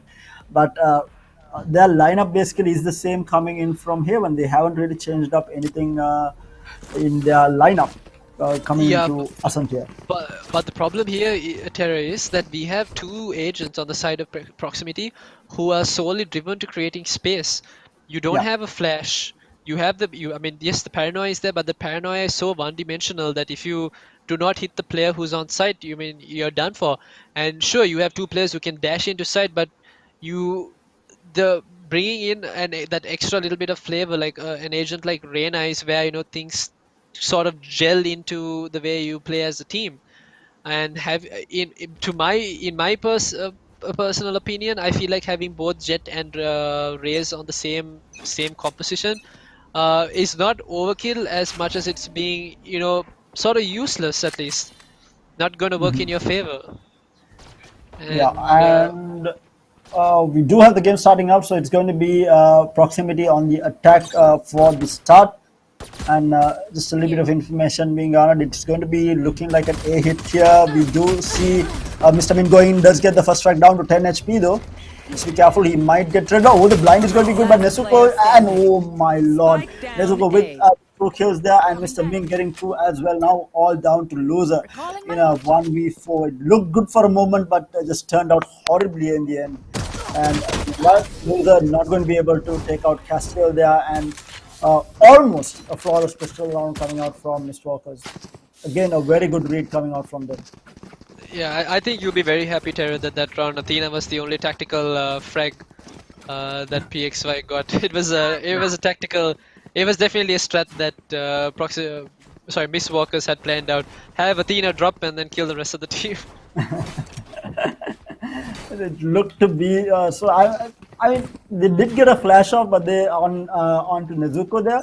But Nezuko was still good for the kill there. Just blindly managed to shoot down the rest of the people who were pushing through tree, and they correctly stacked A site in that round. But they knew that they might not be pushing towards B side because the Killjoy normally sets up there, and the read was right coming out from Mr. Office. Yet again. There's this potential battle at mid is going to be detrimental to whether Miss Walkers can hold out this round. I think the wall drone just about spots Loser in that little cubby behind the refrigerator, and it does. Yeah, he was spotted out. Nezuko finds the frag, and they have a lot of map controls, so they can expect to really know where these players from proximity are. Stealthy does find one. He has a need to work with to create some space for him. He's not going to be able to upgrade to the Spectre, and he does find the A side, but he's all alone on A side. It's just him with the classic, and the entire team of Mistwalkers are here. They're rotated out from B side, and oh god. Interesting part is I feel like the rest of the team should have planted at B maybe. That would have been the case, but I do not think they would have read that all four remaining players of Mistwalkers would have rotated towards A side. Ooh, well, this is good for another kill. This is really good coming out from team proximity. Again, Paramount goes out from CJ into 3 here, not going to be able to find the kill though. Down to 30 HP. And the judge from Castillo is going to be able to clean things up. Things really look good for a moment there, but I mean, if they did manage to find one more kill, especially that kill onto Nezuko that they missed out on, that would have been a really good round coming out from team proximity. But showing signs of life here, for sure. Yeah, and especially on their was that they saved the anti-eco, yeah. That was good damage that they did, especially still seems to be coming online a little bit more grounded in the terms of the way he's playing. Was able to trade out his teammate to get into that A side. Now this is their buy round, and I mean the entire weight of this entire map should be landing on the entire team of proximities onto their shoulders, and they need to be able to find these frags early on, not lose out or do too much of damage.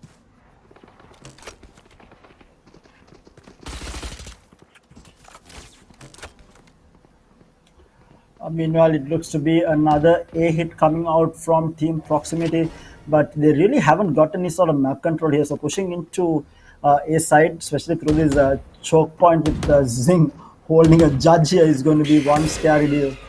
The blind is going to go out.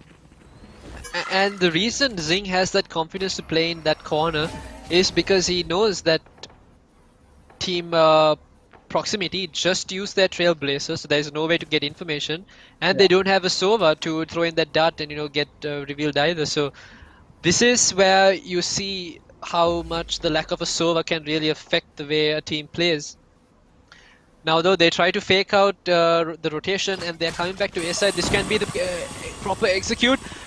They don't clear the corner! Was good for one. Meanwhile, Athena and Nezuko did manage to find another, but CJ is good for the trade on 2. It's down to 2v2 now. Loser did manage to clean out Shaggy at B side here. But again, they are still at A side here. We do see CJ at A side. He's going to peek through. The Leah goes out and he is going to get taken down. CJ did manage to get one though. And the overheal comes out for Reina, and Loser is down to 18 HP. Not going to be an easy task, and timer is going to run out. With the buy round being lost by team proximity, not going to be happy with that. They are not. The diligence from proximity did not come up. They did not clear that close right corner, and having a boom bot and a jet dash, you would have expected both corners of the site to be cleared. Instead, that is not what happened. Nezuko, sorry, it was Castiel who played that extremely smart, playing very close to the choke point with the judge, and he does find out. It was Zing actually. Sorry, it was Zing. Yeah, he found out one frag and put the entire round in the favor of Scanning Miss ahead. Walkers. Get out of my way. Yeah, and going into round number 4 here, again we do see a weird buy coming out. Meanwhile, Zing and oh my lord, Zing is going to be good for one. They do manage to find already 4 kills. Everyone just falling down. Zing with this Odin has been destructive in both maps. Now all left to CJ. CJ has a Sheriff and a Dream up against 5 players left on the side of Miss Walkers here. Zing feels like he has a little bit too much bullets in his gun, decides to Empty most of it. yes, empty most of it. And I think he spots Oh, he out sees- CJ, yep. CJ out of the game as well. Yeah, getting the Odin down to 7 bullets. Zing did manage to clean up most of his ammo. But Yeah, it and- is again round number 4. It was a save, though it was a eco round coming out from proximity, but things are definitely not looking good already for team proximity.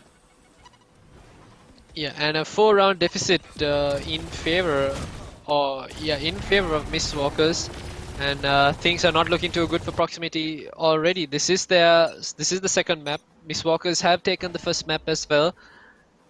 If there is a time for proximity to start firing on all cylinders and come alive, this is the time. Oof, Athena with that first frag on to Nali, and again we do see the Jet missing the updraft dash trying to chase after Athena, who had the op, but Athena down to 19 HP. He needs to be careful though.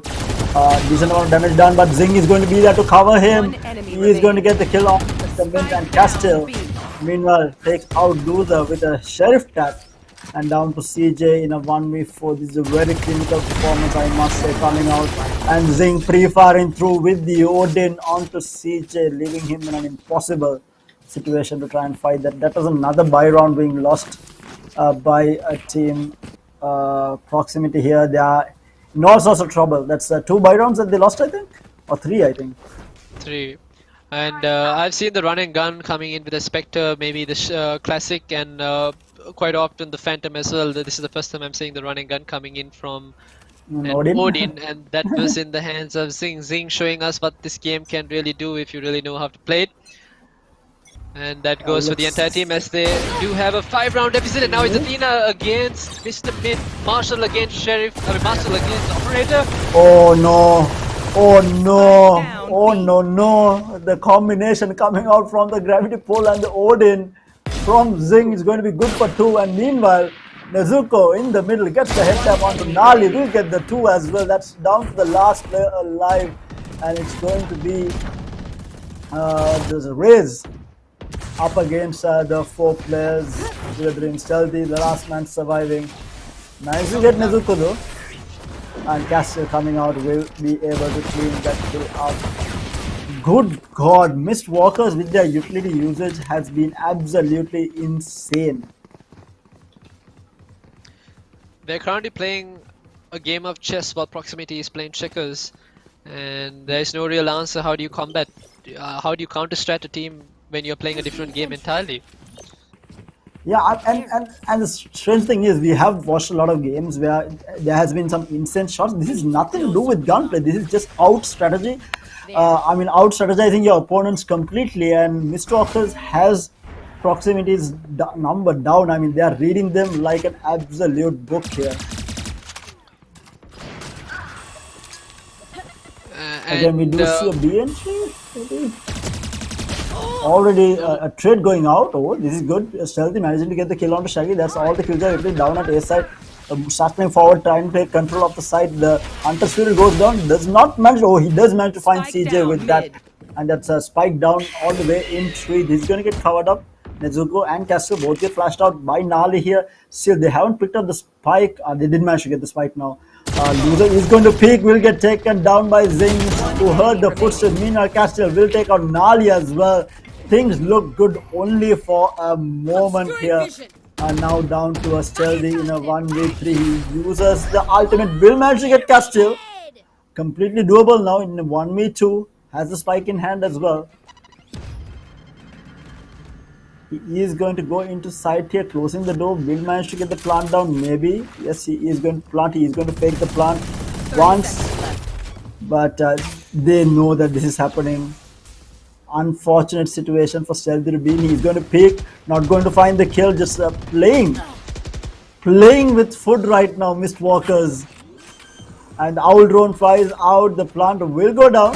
Spike And planted. Nezuko jumps down finally. They will see him and will take him out. Mist Walkers, clinical, absolutely clinical there. I mean, it feels like they know exactly what proximity is doing. They are reading each and every player like an absolute book. They knew that Stealthy was not going to plant there, was just toying around for the longest time, forcing them to play time, and in the end cleaning it up with an easy kill. Yeah, and I was scared for Stealthy at that point, having the two fraggers of Zing and Nezuko uh, being the last two players he had to face. And to add to that, I feel like Proximity, they did get the A side, but they seem to be wasting quite a good amount of time to get that spike down. I wonder if that was because the spike did fall at Garden in the hands of Yeah. CJ when Zing pulled out the Hunter's Fury. But even then, the fact that Proximity didn't have, a plan in case that did happen, instead of having all the players rotate back out of A main and get that spike and come in back through Garden and waste so much of time, Yeah. that kind of goes to show the difference in terms of strat books, or at least, who has the biggest strat book right now. Yeah, definitely. And 6-0 here. Stealthy again, though. I think this guy has been doing really well on Asad, managing to open up the site here. I mean, it was a 4v3 that they lost, and then it brought it to 3v3. Loser here trying to push through mid. Zing having that number again. Did manage to get the kill, and Stealthy did some work here. Even with the showstopper being pulled out, did manage to get a kill. And we do have a pause here and a small team discussion by the looks of it happening on the side of Team Proximity. They really need it at this point, and making use of the pause called out by Mistwalkers. Actually, Mistwalkers only called out the pause. So Team Proximity making use of this, having a roundtable discussion on what they're going to do. Okay, guys, what do we do here? Do we go A or B? I hope that's not the strategy that they're talking about right now. Instead, have something a little bit more complex coming in, because the way we've seen it, the fact that it's a 7-0 scoreline right now is because Proximity have been very one-dimensional in terms of the side they're hitting or the strat they're executing. They want to go A side, they go A side. They want to go B side, they go B side. They don't want to go A side, they fake a B and go A. That has been a little too easy to read. They haven't had too much of mid presence, too much, to spread out Miss Walkers with the way they were playing, and that hasn't been helping. They haven't been able to get into Miss Walker's head. Instead, it's been the other way around. And this started off in Haven with the way Miss Walker's started off that map. Yeah, and I feel like Mistwalkers might have got into Team Proximity's head after that game number one. Not just game number one, I think the first rounds in that game number one, I think, is what got to Proximity, and I feel like they have been dictating the pace ever since. And like I said, I think they need something more complex than going A or B or faking A and going B or something like that. And they have been technically hell-bent on going A majority of the rounds. They haven't really tried at B. They tried it out once. That's about it. They didn't really try out B even they know that the Killjoy right now is holding down A. Again, like look at the read coming out from Miss Walker. They know that this might be happening, and they put Killjoy at A.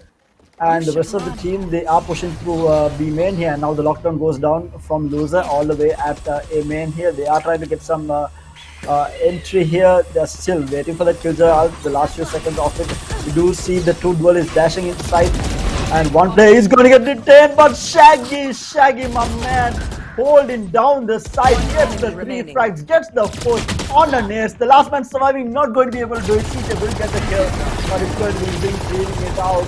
Oh my god. Shaggy with the hold after the lockdown went down. This guy. Proximity. Team Proximity has to be kicking themselves at this point. They had an entire minute to talk about what they were going to do. And An entire minute. yeah, they didn't really clear hell and killed. I mean, Shaggy did manage to get a kill with a nano storm there, and then cleaning out 3 kills afterward. this shouldn't happen. I mean, they should be able to clean a site out. They have two players dashing in with the killjoy lockdown and still not managing to clean that site is going to be worrisome. Meanwhile, they do have an engagement here. Oh, Nali with a lovely head tap coming out, but Nezuko is going to be able to get that kill on the side. He was picking through styles there. Nali down to 11 HP, goes in with the Trailblazer, gets that information that the Odin is being held at B main. They are not a side that you want to push into, while Zing is holding that down. Oh no, Marshall against Operator, both. No, Athena does land a shot. Sorry, it was does land a shot. Flash from Nali is good, he's able to cross to the right side. The deposition is good, but what do they do from here? Are they going to be able to make it work for them? And like, let's highlight what happened last. Oh my god, the collateral coming out from Athena onto Nali and Mr. Mint. This will seal the deal for round number 9, most probably down to the last man surviving. Who has picked up the spike though? CJ? Good god. Forget about explaining about strat and utility usage right now, Tara. Now Miss Walkers have moved into gunplay. That's what they're doing right now. I mean, 9-0 right now. Miss Walkers on absolute fire. What do you do against a team that has the gunplay down and is reading you like a book as well? I mean, what are you going to do against a team? 1 second, peeps. I got You really want to know? to play some stars. Do I? You don't rush. That's one. You don't rush into a site. You default. This is where you're being read like a book. They know exactly what you're going to be playing. They know exactly what you're doing. Your site executes haven't been good. Your fakes haven't been good. What do you do in a situation like this? This is why the default was brought into games like this, into a 5v5 FPS shooter. Default, feel the entire map out, and the confidence that Miss Walkers are feeling right now, you know they're going to push for those frags. You know they're going to come in. There's going to be at least one player, and I'm not looking at Athena, I'm not going to be pointing any fingers, but there's going to be one player who's going to be looking for that greedy frag, and you take him out. You default, you find the weakness exactly where Miss Walkers are weakest at in this map, and you make use of that. You go towards that. You make the most use of that. You kind of work your way from there. Something we didn't see Proximity do at all was default. Yeah, they haven't actually defaulted even once throughout both maps. Actually, they didn't default even in one of the maps because even on Haven we did see them try to default one, but it was technically not a default. They were rushing down with 3-4 players on A long, while we did have I think it was Loser stuck up at C main, C entry there, and that was about it. I mean, that's the only other. That's just one time they tried to default technically, but yeah, we haven't really seen them default even once. Yeah, and it's been hurting them, man. Zing gets the wall bang, and Athena with the off shot onto Mr. Mint as well. Like you said, they just gunplay at this point. Just coming out from Mist Walker down to the 3 players left on the side of. Oh, meanwhile, the right hit from the knife not landing, but Nezuka is going to be there for the crossfire. They will clean it out down to the last man, Stealthy, up against the 5 players on the side of Mist Walkers. Clinical performance coming out from them. Oh, Stealthy, good for 1 kill.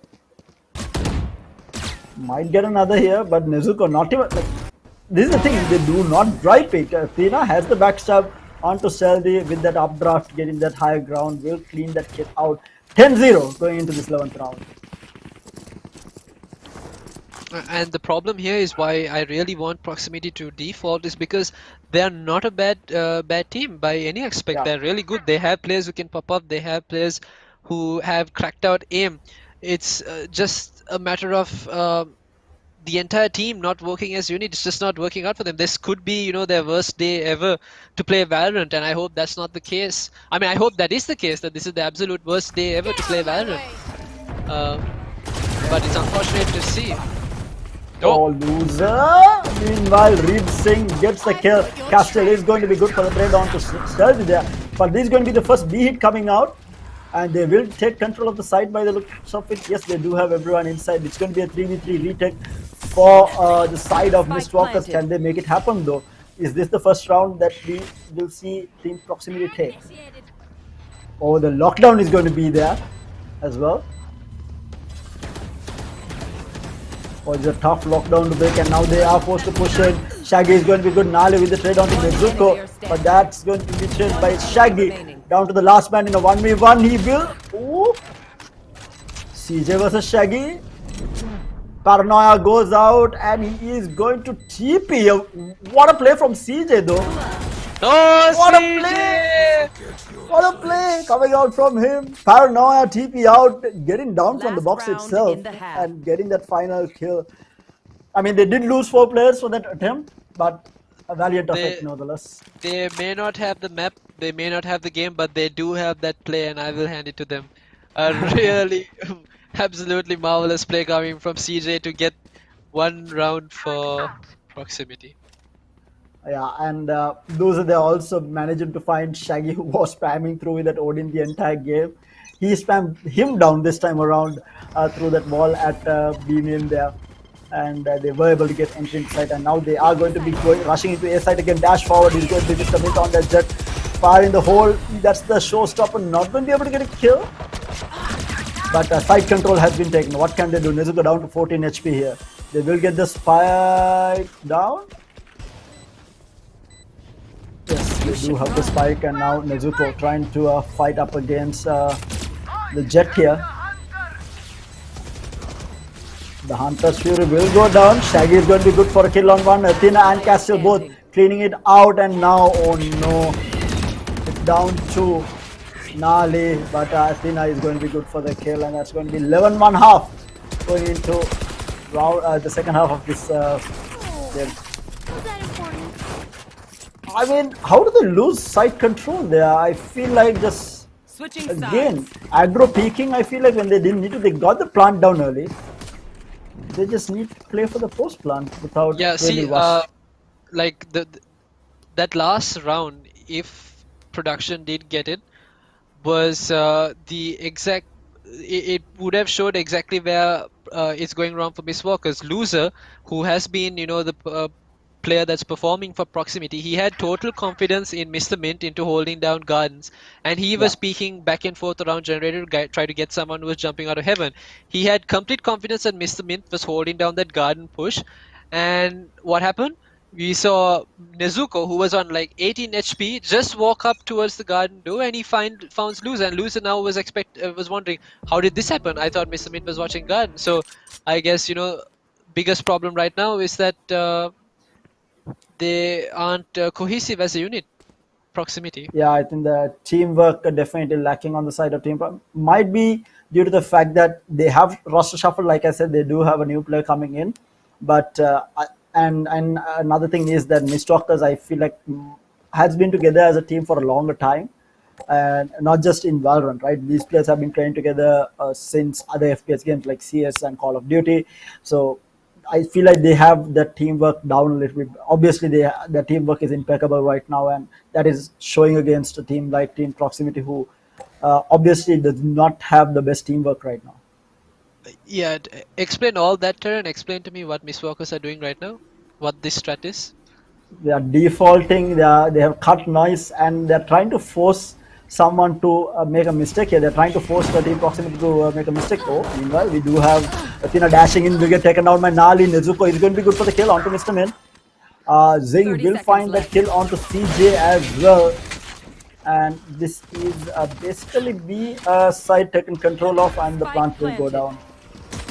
Last player standing. And Zing will take out Stealthy as well, leaving loser in a 1v4. Shaggy holding down mid will clean that kill out. It's 12-1 going into the match point for Team Mistwalkers here. Please tell me you did not miss how Miss Walker's crab walked all the way from spawn towards B side. Turret out. But they crab walk all the way from spawn? Yeah, Oh that no. was what they did. I mean, yeah, you called the strat right. They cut noise and they did default, but it was a crab walk all the way from spawn. they're just having fun at this point. I feel like they know that they have to get. Oh, meanwhile, we lose the master shot miss. Zing going in through mid now. It's going to be a fast rush this time around. Nanoswarm goes out trying to take out Athena. Athena will get taken down by Loser, who has angle. He is going to be able to get another here. That's 2 kills going in favor of Loser. Castiel will get the trade. Oh, but meanwhile, Shaggy and Zing both will clean out 2 kills down to the last 2 players on the side of Team Proximity to try and bring this back. Can they do it? But this complete A-side control taken by Mistwalkers, and now for the retake with a Bucky and a pistol, no less. Spike planted.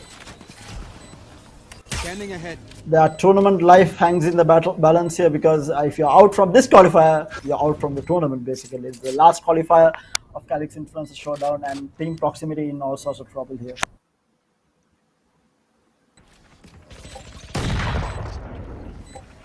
In a lot of trouble for sure. Mistwalkers absolutely confident that they're going to win this game. Zing just running and gunning. And now it's all up to Stealthy. Stealthy with a clap. Last player standing. Oh! Stealthy might bring this back. It's a 1v1. Castiel versus Stealthy here. He did prop Castiel, but the time is running out, and now for the defuse here, not going to be able to get it. Castiel will clean it out, and it is going to be a 2-0. Mistwalkers moving into the finals of Dhaka Stadium's qualifier and earning themselves a spot in the final showdown as well. That's Mistwalkers qualifying into the final showdown after 3 qualifiers. I think they participated in at least 2 of them, if I'm not mistaken. So they did finally make their way through, and I really do feel like they deserve to be in that final showdown. This is a team to watch out for. It is not because of how good they are in terms of their gunplay, it's just how good they are in terms of their teamwork. And I love watching teamwork come together more than watching these, insane one-taps or, shots coming off from a team. Because this was such a clinical performance coming out from Mistwalkers. Yeah, it was clinical down to its core. Everyone knew what the other had to be doing, so they were able to work around that, and unfortunately they were just playing at a way higher level than Proximity was playing today. And all that is explained on in the scoreline. Yeah. The scoreline was 13-1. The first game was 13-3, I think. 13-3, right? 13-3. And I think after that first game, I don't think Proximity had really a chance of coming back, because I feel like Mistwalkers got into their heads quite a bit after that game number 1. Not just game number 1, I think the first few rounds of game number 1, I think dictated the entire semi-finals here, and Team Proximity definitely were not able to come back from that. The mind games that they played in that first 4 rounds or 5 rounds from Mistwalkers in that Haven map kind of got into Team Proximity. And that is the thing, when you again, like you said, I think Team Proximity is a really good team. These are in no way bad players on the side of Team Proximity. It's just that Mistwalkers were able to get into their heads, and Team Proximity were not able to come out of it. This is just basically Mistwalkers outplaying on a totally different level, and Team Proximity not being able to, take a step back and maybe read the situation and come back into the game. And they were not able to do that. And I feel like Mistwalkers just a little bit too much. They got into Team Proximity's head a little bit too much at that point for them to come back. And this is where I think inexperienced teams especially needs to watch out for, because tournament games, however good you are, you can be the top players in terms of rank, you can be Immortal, Radiant, top players in the country. But if you let your opponents get into your head, I feel like that's where you lose the game, and that's exactly, I think, what happened to Team Proximity. Because these are in no way, I know most of these players, like you said, these are in no way bad players, but it's just Mistwalkers playing mind games throughout the entire match. And we do have the scoreboard here. Zing, the MVP for sure with 21 frags. I mean, that Odin spam on multiple rounds was just disgusting. And obviously Castiel there helping out multiple times with the gravity pull to make sure that Zing was able to get multiple frags through those wall bangs with the Odin. And Loser again top fragging for the side of Proximity, but obviously not popping off as much as he did on Haven. But again, I think it's just mind games being played, and I feel like Zing just held down that game alone. Look at the average combat score, 408 average combat score on Zing. It feels like he did most of the damage on all of the rounds, not just on one. Yeah, he was holding down the side, and we saw him clutch out a lot of rounds as well. He was also the MVP previous map as well. So yeah, credits to him for. I mean, it's not like he had a lot to do, but he was flagging out. Yeah, and we do see the head-to-head as well between these two players, Loser and Mr. Zing. The difference speaks volumes at this point between these two players right now. Obviously, like I said, Zing didn't have a lot of work to do. A lot of it was set up for him by his team and himself, obviously. And they just set themselves up for a win after that game number 1, and a clean run through the second map as well, closing it out, and rightfully so, solidifying their spot in that final showdown coming up next weekend. But before we head into semi-finals number 2, a reminder, guys, make sure to submit your clips onto the Sri Lanka Valorant community page. The community competition is happening. Calyx One Tap is the competition this time around. Make sure to tag Calyx Sri Lanka with the hashtag Calyx One Tap to stand a chance to win some Valorant gift cards and be featured in tomorrow's finals between Mr. Walkers and whoever qualifies in this second semi-final that we will be seeing shortly. But do stay tuned in for that. We'll be going in for the highlights of match number 2 to see how clinically Mr. Walkers were able to close out that game number 2. But don't go anywhere. We'll be back with game number, the second semi-final between, if I'm not mistaken, it is Team Neeks taking on Sinopharm in the second semi-final. So do stay tuned in for that. Hopefully that will be another banger of a game coming out from both teams. So I'll be back after this short break. Enjoy the highlights, guys.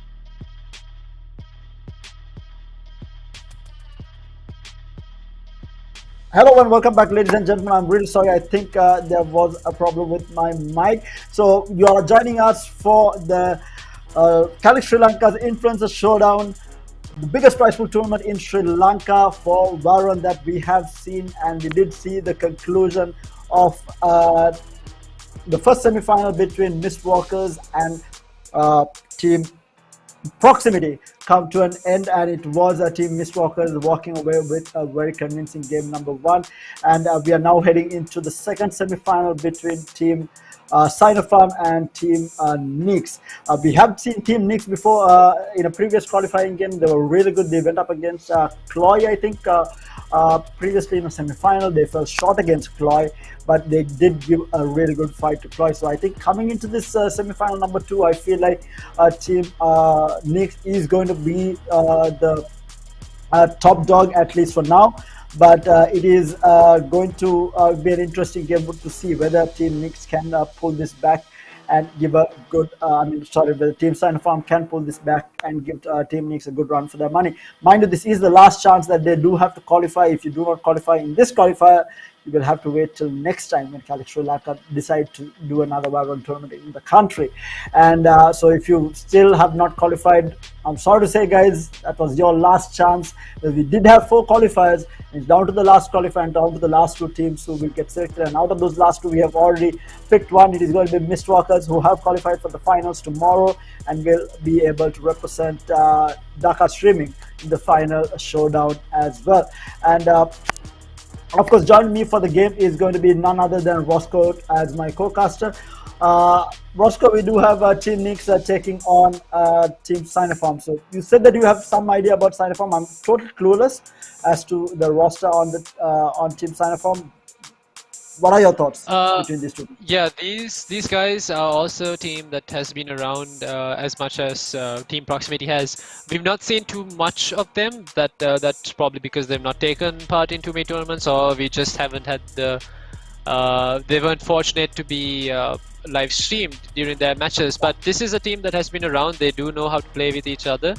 Let's just hope that they understand what Team Nix is right now, the team that has gone up against Cloy, gave Cloy a run for their money, and if Sinopharm can hold their own against a team that's potentially up there in the top 10 teams in Sri Lanka.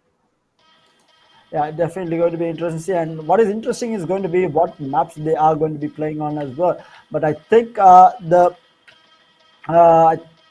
have a look at the veto actually to see how the bans and picks have actually gone between these two teams. I think the first map is going to be on Ascent. We'll have to wait and have a look at the veto completely. But I feel like the first map is going to be on Ascent from what I saw in the lobby, at least for the time being. But like I said, I feel like Sinopharm, hopefully they will give us a good fight, because the first semi-final was a bit one-sided. Even though both teams were really good, it was Mistwalkers just completely demolishing Proximity. And yeah, we do have the veto, so it's going to be split and Haven banned out, which means we do have the first pick coming out from Sinopharm, going to be on Ascent. And we are going to see a Breeze and a Decider Icebox. I really hope it goes for that Decider, because we already have an amazing map, Breeze, which is absolutely fun to cast, absolutely horrible to play on for me, but definitely fun to play on Icebox. But Breeze definitely is going to be a map to look out for. But whether Team Nix can pull out a 2-0, or whether Sinopharm will be that team to pull out the 2-0, or maybe even a 2-1 is going to be interesting to see. But where is your money at right now, Roscoe? If you're a betting man, where would you bet your money on right now? I'd bet my money on Team Nix, because the name Sinopharm scares me. Oh wait, sorry, Sinopharm's not the name of the virus. Sorry, I mean, my bad. But still, either way, I think I'll be betting my money on Team Nix. I've seen them play. We've seen what they are capable of, and frankly, we've not seen enough of Sinopharm to be able to judge them just yet. Hopefully, Sinopharm will prove me wrong, and they're able to take this map away from Nix and move into the final showdown. Yeah, I feel like I mean all these teams definitely all the teams that we have seen in the semifinals, especially regardless of what happened prior to the semifinals, these teams that each and every qualifier that we have seen in the semifinal definitely deserves a spot in the final showdown. It's just sad that it's just two teams qualifying from each of the qualifiers. It just makes the competition a bit more interesting and competitive for sure.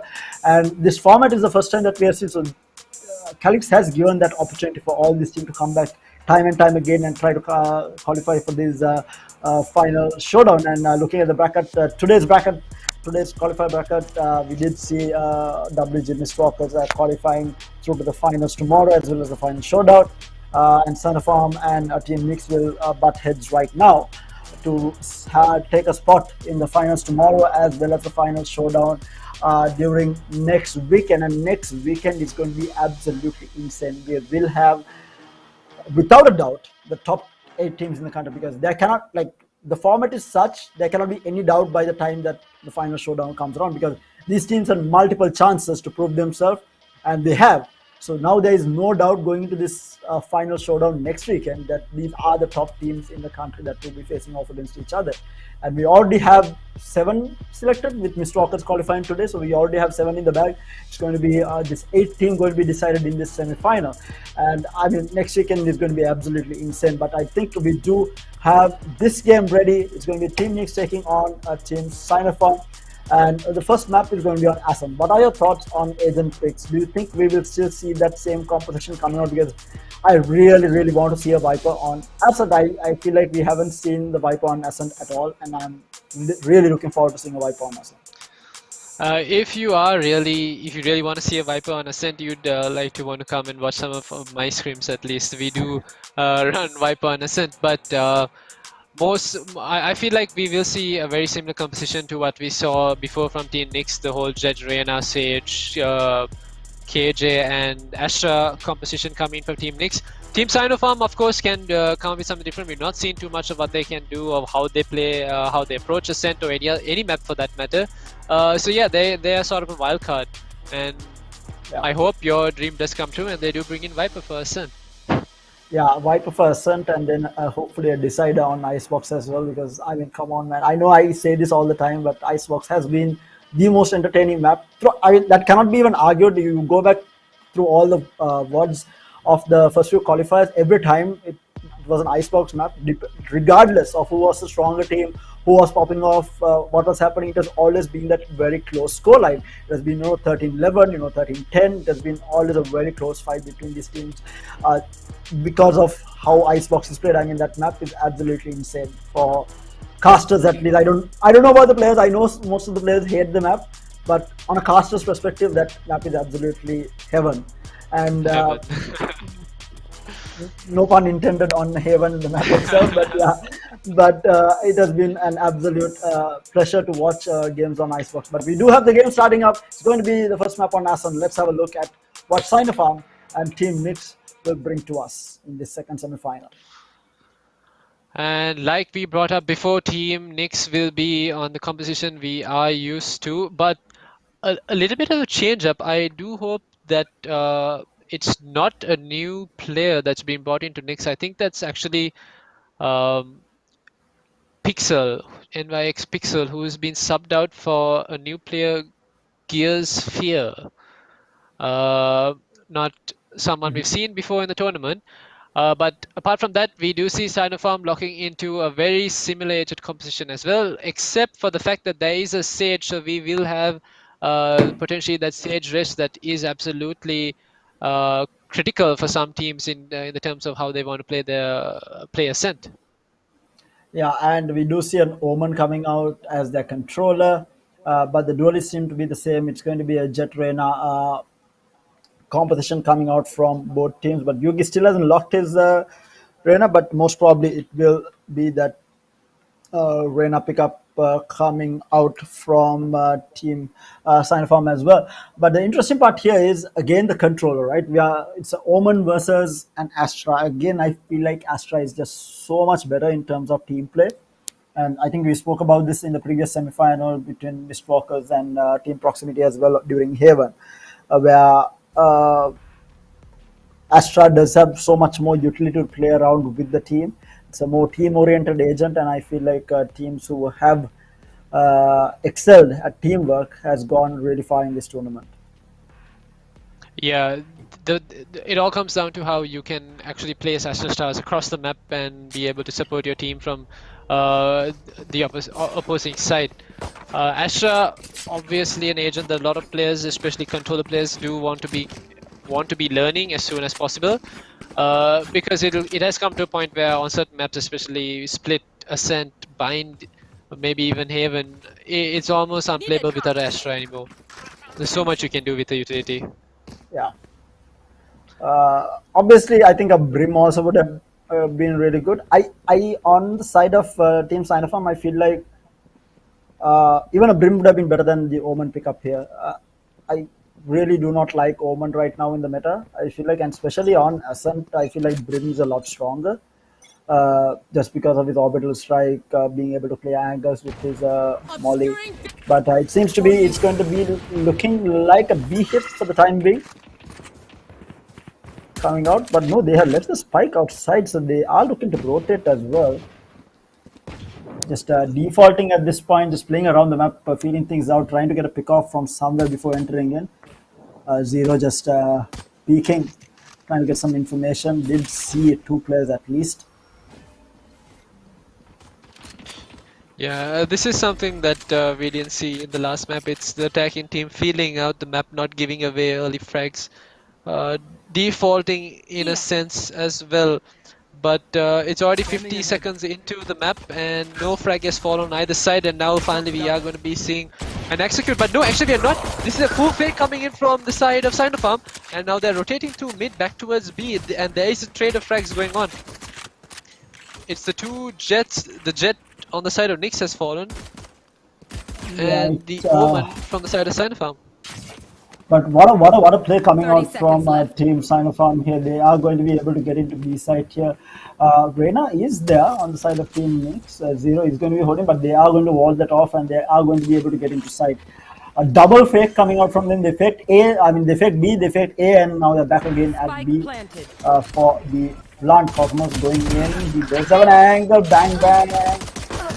He's going to be able to take out Zero, but Cosmos is going to be good for 2 kills here onto the Jet as well as the Sage. And it's going to be a 2v2 now. Yugi? Oh my god, Yugi! Cleans it out, and Blue Cheese coming in from markets did also manage to pick up a frag, and that is going to be Team Sinopharm taking round number 1. It did not look like that round would go in favor of Team Sinopharm, but it was Yugi. There was a Sova Dart which was not revealing any of the players in front of Botas for quite a while, and then there was that one tag, and it was just a matter of a split second for Yugi to react, and he found that Sheriff shot onto Cosmos, found the second frag onto the next player as well, and then he had the support from Blue Cheese to close out the round. Now already something good we're seeing from the team of Sinopharm. Yeah, I really like the playing coming out from them. So I feel like I feel like this might be actually a very even match just from watching how Sinopharm played that first round. They are going to be a fast execute onto B side, but oh my lord, Gears and Rahaya on the kill they were able to hold it down. They already did manage to approach it, but it's now going to be a 2v3 in favor of the defending team. This is horrible for Team Sinopharm. It is going to be the last man surviving, Yugi, up against 2, and they have been able to upgrade into some Spectres as well. Yeah, we were about to praise how Sinopharm took that first round, but second round not looking as good, and Yugi seems to be coming online. He throws out the Leer and he gets the final frag as well. Yugi absolutely clutching out for Sinopharm, bringing in both rounds of the 2 first rounds in favor of Sinopharm. Yeah, but a very expensive round coming out for Sinopharm here, and Team Nyx are going to be really happy with that save. We already see Kenji coming out with a glass operator, by the way. It's going to be on no shields, but a very good round coming out from Team Nyx, regardless of the fact that they lost the round. Yeah, Yugi standing strong, had his footing, he kept his composure and closed out those 2 frags to bring the second round. And that was something that he needed as well. That was their bonus. Yeah. And once again, momentum going in favor of them. Operator out for the side of NYX. Kenji falls early at a shot, and that was Bang who does find the frag in. On the other side of the map, though, Zero does Zero straight out, will trim. Yeah. straight out Bang, and now Again, they're playing this really smart here. I like how Sinopharm is playing this, not really rushing in, just feeling things out. They did manage to pick up one, was traded out, but they still did manage to get a pick off here. Oh, meanwhile, Blue Cheese did find Reheya as well, all the way in 3. And now we do see them going towards A side here again. Not really. Oh, it's going to be a double fake again. I'm obscuring They are just playing absolutely mind games right now. Team Sinopharm going towards B side here. Will pick up the orb. This should have been heard by the Astra. I think Cosmos might have heard this. They still haven't entered the site as such though. Blue Cheese does get spotted out here. 30 seconds left. No real rotations coming out, but the spam through the smoke is going to be good. Cosmos does get taken out, and now this is B side taken. They are going to be able to wall this up, and as well as get the door closed as well. One enemy remaining. Oh, meanwhile, Yugi with the backstab coming all the way through 3 there. This is some really good Valorant coming out from Team Sinopharm. Sinopharm, they are leaving NYX, guessing. NYX have no idea what Sinopharm are going to be doing next. The default has been spectacular for the side of Sinopharm. They're just catching out players that you normally not. That's normally quite difficult to do, and I do hope this is not given to the fact that there is a change of roster, shuffle of the roster coming in for NYX. Hopefully not, but right now these guys are basically proving why defaulting is very important, especially on a map like Ascent, I would say, because it's really hard to attack on this map. But I mean, as I said, we did see Zero getting that enter frag on B side here onto the Sage, which wasn't traded out due to the dismiss. So they are a man short going into this round number 4. This is Bang on the Jet, who did recover the operator now. He's trying to get a pick off mid, not going to be able to find anyone. Does spot out Gear of here, Yugi here. Shock Dart flies out.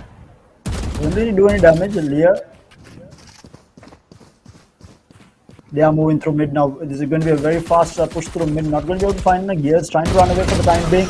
They do turn around. You give the fast dismiss. He is on his ultimate here. He's spotting out everyone. Just a clean operation. Getting 3 kills already. This man. Meanwhile, we do have the Jet entering site here. Will not get the kill. It was Phantom who did manage to get the kill on Zero. Down to the last man, the Killjoy Reheya, who is going to get spammed down. But it's going to be the Jet cleaning out that kill again. Very clinical performance coming out from Sinopharm to take the lead here. 4-0 right now. Clinical is an understatement. It's a lot to do with how Yugi has been playing this map. Sure, this is an eco, but his positioning has been absolutely spot on. He's been finding the frags exactly where the Sinopharm needed. This was 3 frags in enemy spawn, by the way. Yeah. Just reading things, but now another gun round coming out from Team Nudes. Can they do something? Oh, as I said, they already find the first pick off onto the Jet. Bang does get taken out by Kenji on that operator. Man shot.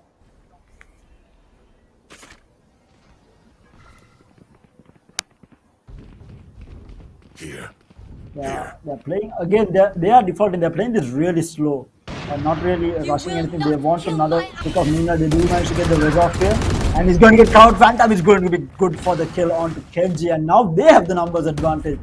Again, this is some next level Valorant coming out from Sinopharm here. Playing it really slow. Playing the tactical game with the tactics that they have. Definition of a tactical shooter that they're doing right now. Yeah, and they actually had two players. They had both Zero, the Reyna, and Kenji, who was peeking to find that risk before it. I mean, after it came online. But Phantom in a really good position to catch out Kenji. But now here we go. This is the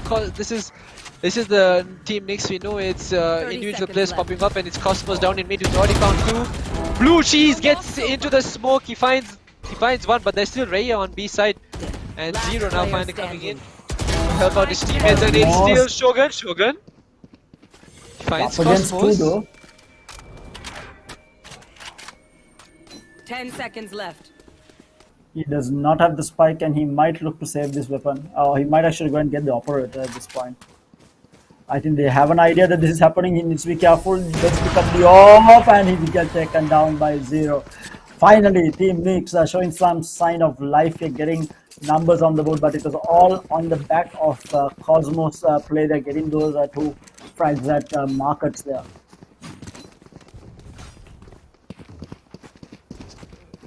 Yeah, finally Team Nyx, like you called it, being able to read the game, read what Sinopharm are doing, and Cosmos positioning himself at the exact right place to find two frags, and he still kept himself alive to keep mounting the pressure onto the side of Sinopharm. Now the economy doesn't look too bad. They've won 4 rounds in a row. They didn't lose too many players either. So they will be able to buy back this round, and they do still have a lot of economy to work with for the next couple of rounds as well in case they lose this one. Meanwhile, we do see them trying to enter into A side here. A fast push going out. Yugi, Lear going to stop it. It's going to get smoked off by the Astra for the time being. Again, we do have now 4 or 5 players packed up at A here. 4 players actually. The operator going to find one, going to get traded by Shogun there. And Blue is with the shock that will take out Gears. And now with the numbers advantage, Yugi goes in with a tap on to Zero. What a shot coming out from him. It's a 2v4. Sinopharm looking to close this out. This is some really good Valorant coming out. Some really nice shots out. And meanwhile, Yugi manages to get another. Let's get the heal off, and we'll get taken out by Rahaya. He has to take this 3v1. He doesn't get spotted out by Phantom. Going to be good for that kill with another tap. Rahaya now proving to be a man to watch out for. Takes out the operator, gets a pick off on the Blue Cheese as well. This guy looking to clutch is out down to a 1v1.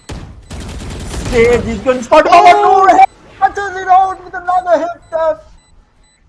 Rahaya on absolute fire. What was that? Like 4 kills? Was it a ace? No, it was 4 kills, right? 4 kills, and the last person alive for the team side of Sinopharm managed to whip his shots at the end. It was Ray was on 15 health. I think the pressure, I mean, I feel like at that point the pressure just telling, you have Rahaya just going left and right killing everyone, and I think just a little bit of a choke coming out there from the Sage in the end. But good God, this man deserves a medal for that round, for sure. Shogun just missing his shots completely because he did see Rahaya first there. But going into round number 7 here, and it's going to be another fast A hit. They have changed things up. The all players huddled up at A main here, and they are going to look to push this side because they're waiting for the smoke to go down.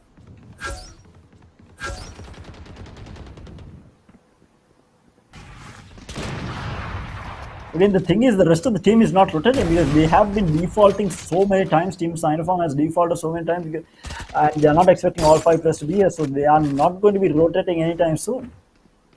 Still 2 players holding down this A site here. Scanning ahead. Recon Bolt does go out. They get some information. They know that 2 players are here. By the shots, the Paranoia goes out. Gears have to back off, and they will dash into fight now with the jet. Then none of the kills falling. It's going to get walled off. Mina Kenji with the Blade Storm does manage to take out 2 for the play here, and now it's going to be a 5v3 retake advantage to Team Nyx here. Mina Panther going to be good for the kill of 1-0 coming in from behind. Will take out Shogun, and they do clean things up. They are only going to lose the 1. And Team Nyx with a very good retake here, all on the back of Kenji's Blade Storm kills. Yeah, and now Sinopharm seem to be unraveling everything that they've been working for, everything that they've been doing. Seems to be falling apart as they're starting to make these smaller mistakes. Again, I can't question them for the play they made running into a heaven the way they did. I mean, that's something you do to disrupt the enemy team, but they did not land their shots, which is what costed them that round in the end. Exactly, Kenji being really good with the blade storm there. I mean, this guy, we know that he is a cracked out player and proving why he is so. With getting those first two frags onto Reyna and I think with the Jet. Meanwhile, Kenji again finding the first pick onto the Jet on the other side, and they are going to be in trouble here now. Going in for a 4v5. They're trying to rush into B side by the looks of it. And they're dropping back out now. Kenji with the op trying to get a wall bang in onto one of the players, but meanwhile Zero from middle will clean out two. Blue Cheese and Phantom both getting taken out down the Yugi and Sage here, Shogun. Still managed to find one. That's Kenji being taken out. They are pushing hard here. Yugi holding a very close angle through spawn here. Will hide himself for the time being. Shogun will get taken down, and so does Yugi, and that is another round taken by Team Nix, equalizing things 4-4 going into the 9th round. Up I go. That'll wet. NYX slowly but surely, very methodically bringing themselves back into this game as they equalize it, like you said, Terra, and I don't think they'll be faltering anymore as all the players from Team Nix have come online and they are landing their shots. Zero, Cosmos, Kenji, Raya, even Gearsphere not really starting to miss their shots anymore, and this could be fatal for Sinopharm. Oof. Strike down A. Meanwhile, trades do go out all the way at A main here, but Kenji does get the frag and is able to get away. They did find a trade onto it, but that was about it. Still a 4v4.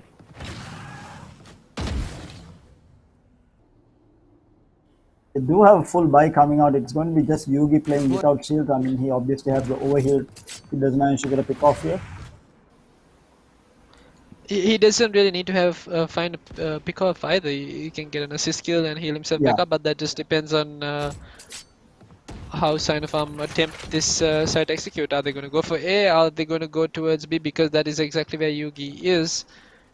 And their early round defaulting, like you said, has forced Team Nix to play in this non-rotation format. So they still have their players spread out in B side mid.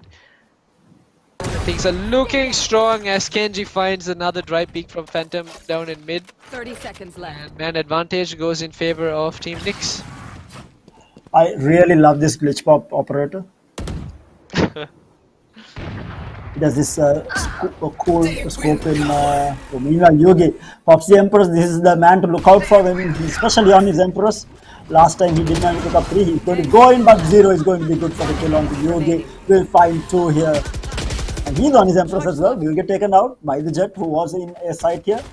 And it's down to a 1v2. He's going to be rotating out, but the time does run out. And it's going to be Team Nix taking the lead for the first time.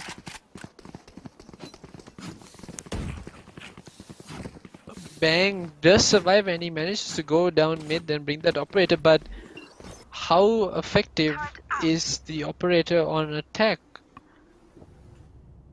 I mean, especially on Ascent, right? I mean, he's now going to try and peek middle to try and find that pick off onto Kenji. But I don't know. I really don't think it will be the right choice. I mean, they need to get something done inside sites, and these a kill on to Kenji middle might not make too much of a difference. But Kenji is going to be at a site here, and he's going to be holding 2 trees. And he's going to be able to find Yugi with the off shot here. But they still, now they have control over A side still though. Fantasy goes up, not finding a pick off for the time being. There's a one more shot left with it. Not going to be able to find Cosmos in the meantime. will go in and find 2 kills, gets good traded out, but Kenji is going to be good for the shot. Phantom does find Gears now up against 3 players. Finds another. Lovely headshots coming out. Villiers does get broken out. 0. Holding the paranoia, faking the plant, the paranoia being forced, and 0 good for the kill. They will get the diffuse off. I think Sinopharm is still going to be happy with this, right? I mean, they did take 4 rounds on attack. They can make it 6-5, I think, or 7-5 7-5 at the half. I think they're going to be really happy with this. They're really tough nut to attack on. Definitely, for sure. And when you have a team that's not rotating themselves either, it's even harder to play against that. Yeah. Team Sinopharm, they did what was needed. They found those 4 rounds. Now it's just a matter of bonus rounds. If they can close it out 6-6, things shouldn't look too bad for them. I mean, 6-6 would be the ideal situation for them. And meanwhile, shots from Shogun on the Marshall. Get out of my way. Wait, what did I just see? That was the best trade I've ever seen. That's a double trade by one player. And the trades are still going in favor of Sinopharm. Now it's just down to Gearsphere and Raya. Raya did manage to clutch 1 round, And they are 1-4 safe previously. now. And yes, that was a save, yeah. They are able to upgrade, I think.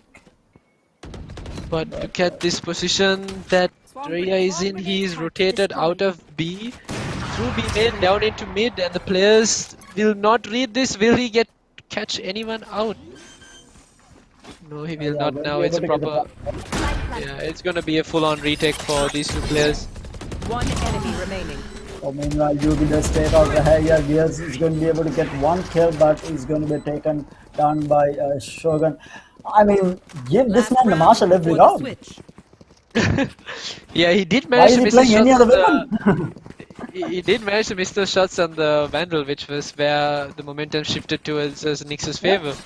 And now he's coming back online, bringing momentum back for his team with the Marshall there. Completely Maybe stay on you're that right. Marshall.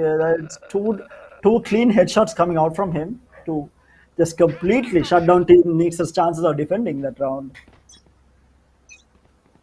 And now it is going to be, they are not defaulting this time around, they are going to be pushing towards A site here. But the Killjoy is going to be set up at A here. It's going to be a tough site to push into. They are going to be rushing through the nano swarms, doing a little bit of damage. They still haven't gone in completely. Rahaya is inside, he's going to be able to take out Yogi here. Might find another, he's going to be able to take out the Jet as well. Meanwhile, Phantom does find Gears, but Rahaya still good for 3k. Does get traded out, but Kenji with the knives will take him out. And now, what is Lucius exactly? What? What just happened? I'm a bit confused as to what happened. I think he ran out of bullets. He didn't have. Yeah, he was out of bullets, but he did have a classic, and I just feel like it was a misclick and he brought out the ult. I don't think that's something he wanted to do, and I mean the ult was already out. Might as well go to break that lockdown, even though it was point blank in his face. Unfortunately though, things did not work out in his favor, and Team Nyx do close out that first half with a 2-round buffer. Yeah, I mean, I feel like it's still really good for Team Sinopharm here. They are looking good. They got 5 rounds on attack, and now it's just a matter of holding off against the onslaught that is going to come from Team Nyx, because Kenji and Zero, they have been hitting their shots, and these 2 guys, when they're feeling it, they go absolutely ham. And it looks to be a fast A hit here. The wall goes up from the Sage here. Shogun, let's get the wall up. Okay, now Yugi as much as possible, but Kenji finds the kill on the Yugi. He was trying to get a backstab off, and now they are going to be rotating through onto A site here by the looks of it. Yeah, and they're going fast. They're not leaving anything to chance. They're just, the entire team is running towards through garden into A, and it's just the Sova Blue Cheese who has a lineup for the plant, but will he get caught out by Kenji, because Kenji doesn't look like he's going to be stopping.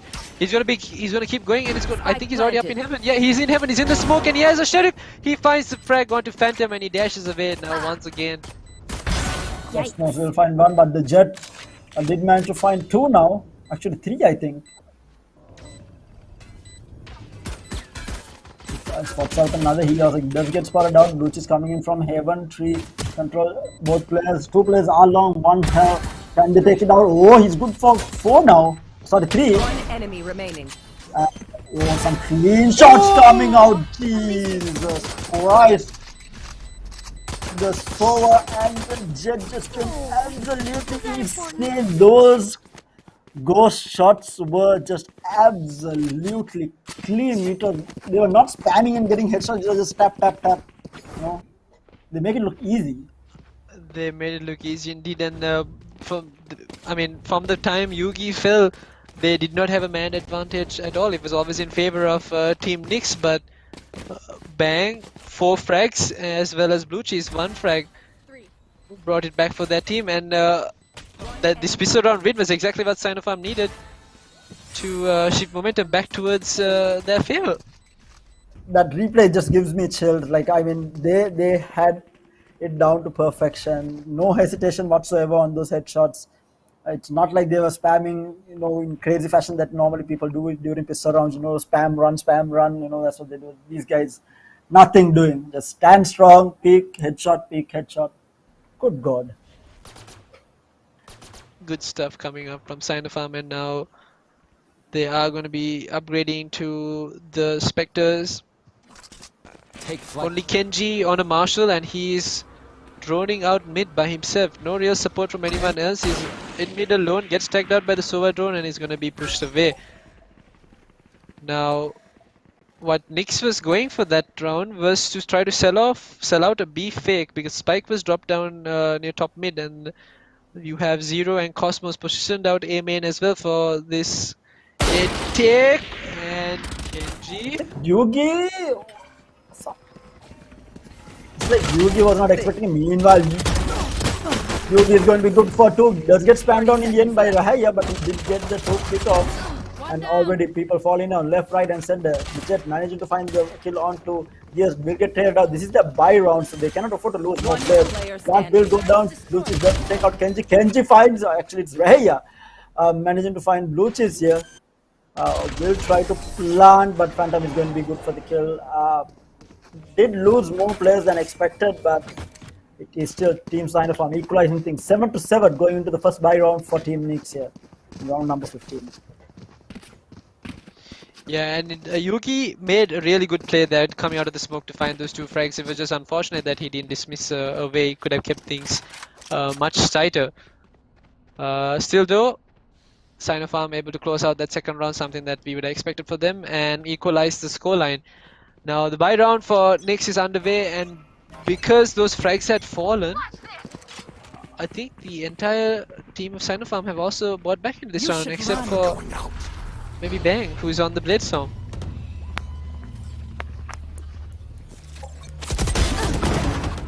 Oh, Bang goes down in mid, finds the kill onto Cosmos, but he's going to get detained. And Raya and Kenji have found 2 frags, and now Kenji is going to find the next as well. He does find an easy frag onto Bang, who was you had jazz hands basically. One enemy remaining.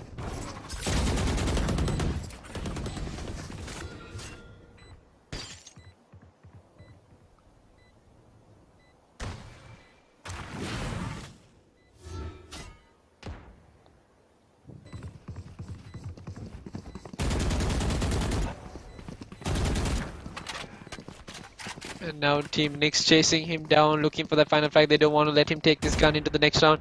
Blue Cheese positioned himself all the way into boathouse. He's far away from the rest of Team Nyx, all 4 players chasing him down. Not going to be able to find him as Team Nyx get back in the lead. Technically a bonus round coming out from team. I think wasn't it a bonus? It was a bonus, right? It was a bonus. Team actually they don't have the money because they did lose quite a bit of players on their buy round after the pistol, so they're not going to be having money to buy up on everyone. But we do see an operator coming out in the hands of the Jet. Bang is going to be on that operator. Yugi does manage to pick up a bundle Get for out of my himself, way. so going to be an interesting round. Going to be a fast A hit by the Richard. Bang already does get the first pick off with that peak, and he's going to be able to dash away. Kenji's fallen and Team Nix don't have a stage to bring him back, but it doesn't matter too much. It was just the Judge and the Bladestorm that fell. Now Banks repositioned at Heaven, Phantom holding down Garden, and Team Nix are trying to get into A side. They are going to be able to get into side. There's no one here to contest this, so it is time for the retake for Sinopharm, and bang! Not something you would normally expect Jet without a dash to do, to peek out of a smoke. Yeah, I mean, dry picking that not the best option here, but we do see Phantom trying to get some information here, going through tree, but the plant is down, Obscuring vision. so they really need to go in there. Playing against the clock this time around. Cosmos. Oh, the spam coming through will take out Blue Cheese down to a 3v4 now. Ooh, Shogun with the Judge will take out Cosmos. A good headshot coming on. Yugi again taking down Gears now. Evening numbers here. Yugi not being able to get the defuse off. Rahaya will take out 2, and they are going to be able to clean this out. Okay, damage has been done. Another lot of But- damage done. Round still in favor of Team Nix there. Up against the clock is always tough, but some really nice shots coming out from Shogun. Shogun at the end. Yeah, it seemed like him missing within that first, those first few bullets during that 1v4 clutch Critical that round. Ray caught. Yeah, it has kind of switched things up for him, switched him on. He's online now. Shogun landing his shots, not gonna miss again. Managing to find that first pick with the Judge and then going in for the Vandal and landing those shots. Absolutely insane stuff coming out from Shogun there on the side of Team Sinopharm. But we are into. Oh, we are looking at the replay now. That initial pick off by the Jet on point, and Reheya here actually forced the Jet into a weird position because that Molly was actually in the middle. He had to go outside. He couldn't go right at that point because he was too far to the left and had to peek out of the smoke to survive the nano swarm coming out. But again, there, I think the biggest mistake, Yugi made a massive mistake there. He didn't really clear hell when he went for the defuse. Yeah, I don't think he expected Raya to be under in hell because there's so much noise coming out from A main, and they basically cleared the entire site with the 3 players who were remaining. So, all in all, a good play coming in from the side of Nix, as once again they have a 2-round buffer. That they do, and this is going to force Team Sinopharm into a save by the looks of it. They have gone for half shield sheriffs and frenzies by the looks of it. Let's see whether they the amount of damage that they can do for it, because all 5 players on the side of Team Nix did go down. So any damage done now will be really good from this save round coming out. Eco is not that great for Team Nix. Yeah, and that's probably why this timeout has been called as well. They probably want to discuss it because the Team Sinopharm are not out of this. They've been playing really well. They've been clutching the rounds they have to. Just those few minor mistakes during a couple of rounds that have costed them this the lead.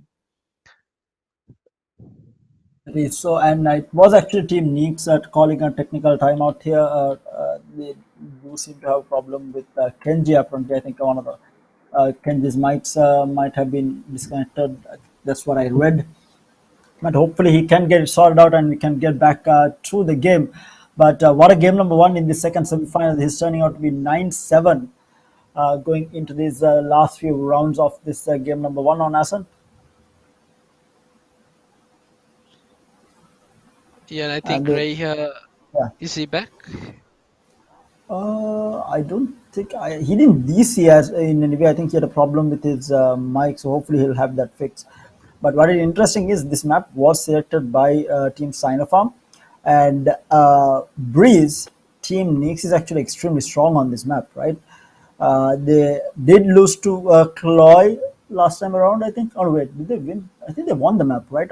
Yeah, they did win against Cloy on Breeze, and that was picked by Cloy. Cloy picked Breeze and then lost to sign of Team Nix on Breeze. So going to be interesting to see what how teams Sinopharm is going to fare against Team Nix on Breeze here, because Breeze is Team Nix's map. Uh, and Ascent, if they cannot, they need to put a dent here and win Ascent somehow to stand a chance. I feel like in the tournament. Yeah, Cloy also, I feel like Breeze has been kind of Cloy's weakest map as well in the entire map pool. But Yeah, Team Nix did play that map really well, and if Sinopharm do lose this map, it's going to be very tough for them to win in Breeze, knowing what Team Nix are capable of. we do seem to still be having one of the players AFK. Hopefully, we can have the game starting up shortly.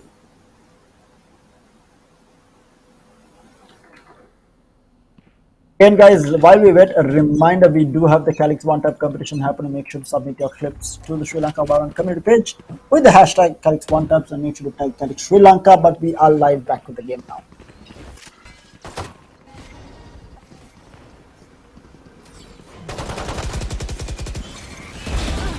Oh, we do see the entry coming in from Kenji, going to be good for 2, and 0 is going to get another here. Rahaya with the kill onto Yugi as well. Clean entry coming out from Team Nix and cleaning it out with a flawless. I was talking about damage that Sinopharm might be able to do, but completely shut down. Yeah, the damage was done to them. That was a completely flawless execute from Team Nix. Didn't lose a player. I don't think they got any damage done to them either when they came in for that side take. And now another buy round coming out from Team Sinopharm, double digits for Team Nix, and Sinopharm needs to win this round to have a chance, because if they lose this, it might be all over. You are divided. The Astro Divide goes out this time around from Team Nix. They are going to be able to dash into side. They are going to going to be good for 1 kill here. They do get a trade onto the Jet Bang, that is, but that is going to be about it. They are still playing this slow. Spike The Astro planted. Divide is going to stop them from aggressing in. It is going to be a 4v4. Very healthy on the side of Team Sinopharm. There is Killjoy as well as the Sova on the side of Team Nix are extremely weak.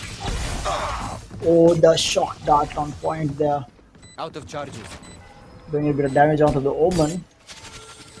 They are still biding their time for the time being. They still haven't gone in. Now that Deer goes out, they are trying to aggress in here. Cosmos with the gravity pull is going to be good. Gears getting 2, and Cosmos with 1 with that gravity pull. Some insane utility usage, and that's going to be Team Nix getting round number 11 under their belt. Now that is what you call utility usage.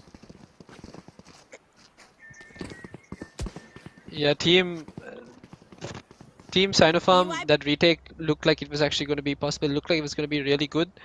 But it was actually that one Sova dart from Yeah. Gear's Sphere that landed on Heaven that completely messed up their retake. Gave the information that was necessary, and then the gravity pull on top with the spams coming through the bottom. Just everyone in Heaven just died on the spot, making it an impossible retake. But again, forced into a save is going to be Team Sinopharm here in trouble.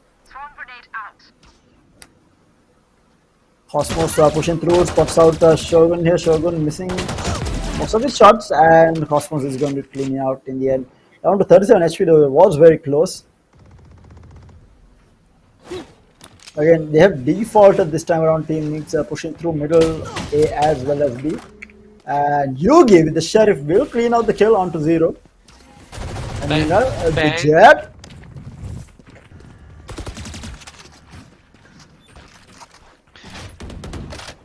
Now, this is going to be troublesome. Team Nix do have the man disadvantage, Spike but they planted. have Kenji on an Odin trying to hold down for this execute, and Apart from two of the players on the side of Team Sinopharm, the rest don't really have too good weaponry to challenge an Odin. But they really need to win this round. If they can, this is going to be a lot easier for them just because they are on their sale. But the Odin spam through into marker, not really finding anything. They are playing against the clock. They are now rushing into site here. Parnaya goes out, forcing the jet to drop down from the catwalk there. Kenji does manage to spam down Phantom. Yugi does get a kill. Gears did find the kill on the blue cheese and finally finishes off the jet with that Hunter's Fury, taking them to match point in this game number 1 of the semi-final number 2.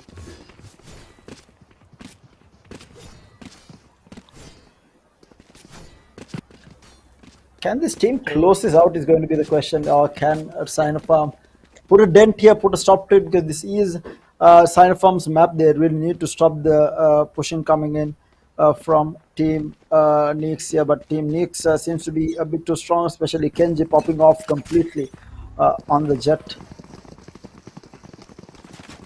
Yeah, and once again a similar play that we saw from the side of Team Nyx that came after the timeout.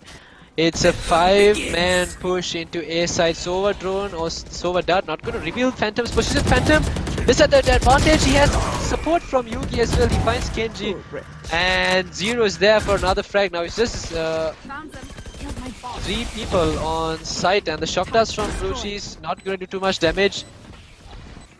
Zero does pull out the Empress as well, and Bang Your X has boxed them in. All 3 players of Nyx are on site, and they seem to have kind of set up a good crossfire. It's all about timing. It's all about timing at this point. Reheya with a kill. Yugi does get one, gets get traded out, and now down to the last man to try and defend this. The West goes through, and they will get the defuse. So still alive. 12-8. Are going to give the defuse to someone? Yes, I'm going to give it to the Sage, who did get the res off. So more alt points for Shogun here, but still hopes alive for Team Sinopharm.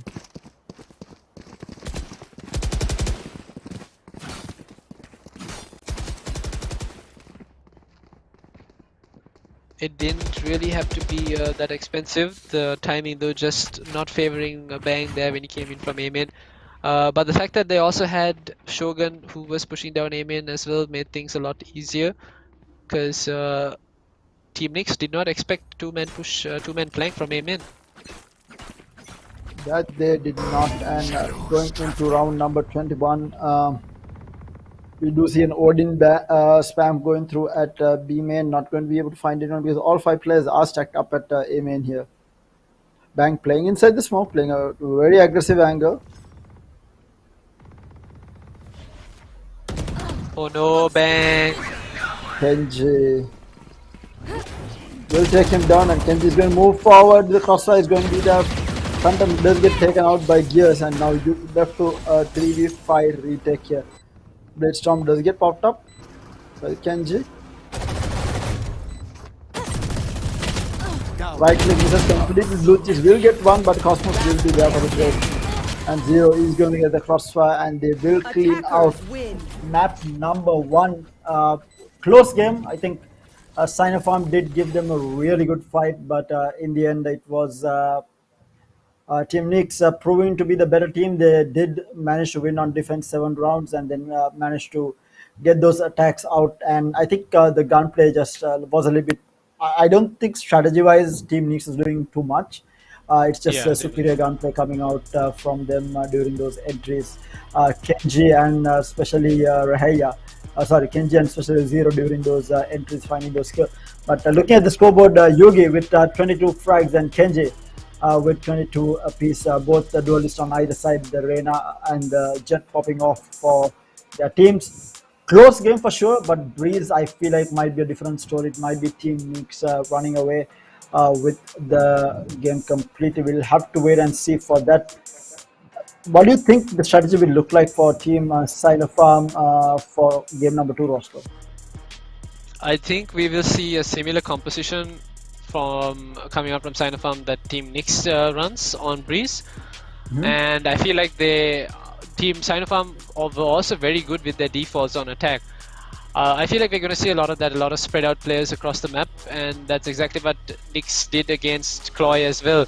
Cloy weren't really expecting this players at random positions on the map, and that's what kind of caused them to for Nix to actually take that map. So it's going to be a little bit of a sort of a wild card map coming in for both sides. Because both teams have been performing really well. Team Sinopharm took those first 4 rounds at a rush, and that was most because of their default. Yeah, that is true, and it feels like this is a team that is not to be messed around with. It's unfortunate that we haven't seen this team in the previous qualifiers, but hopefully, I mean, obviously, one of these teams will have to go out, and one of these teams will make it through. Whoever makes it through, hopefully, they will give us a entertaining grand finals tomorrow against Miss Walkers, and then perform even better in the final showdown, which is happening next weekend, which is going to be absolutely insane as well. And we do have, of course, we do have another game 2 coming up. So if Sinopharm does win this, we will be forced into a decider on Icebox, which I'm really looking forward to. But Breeze is going to be, again, Breeze, another map that I love to see. I feel like we'll see, obviously we'll see Viper. I feel like that map is unplayable without a Viper. And regarding everyone else, I feel like Viper, Sky, maybe a Cypher. I feel like that's what I'm looking at. I feel like Cypher might be just a little bit better than running the KJ on the map, just due to the amount of lurkability on Breeze. I mean, that's such a big map, and I feel like Cypher.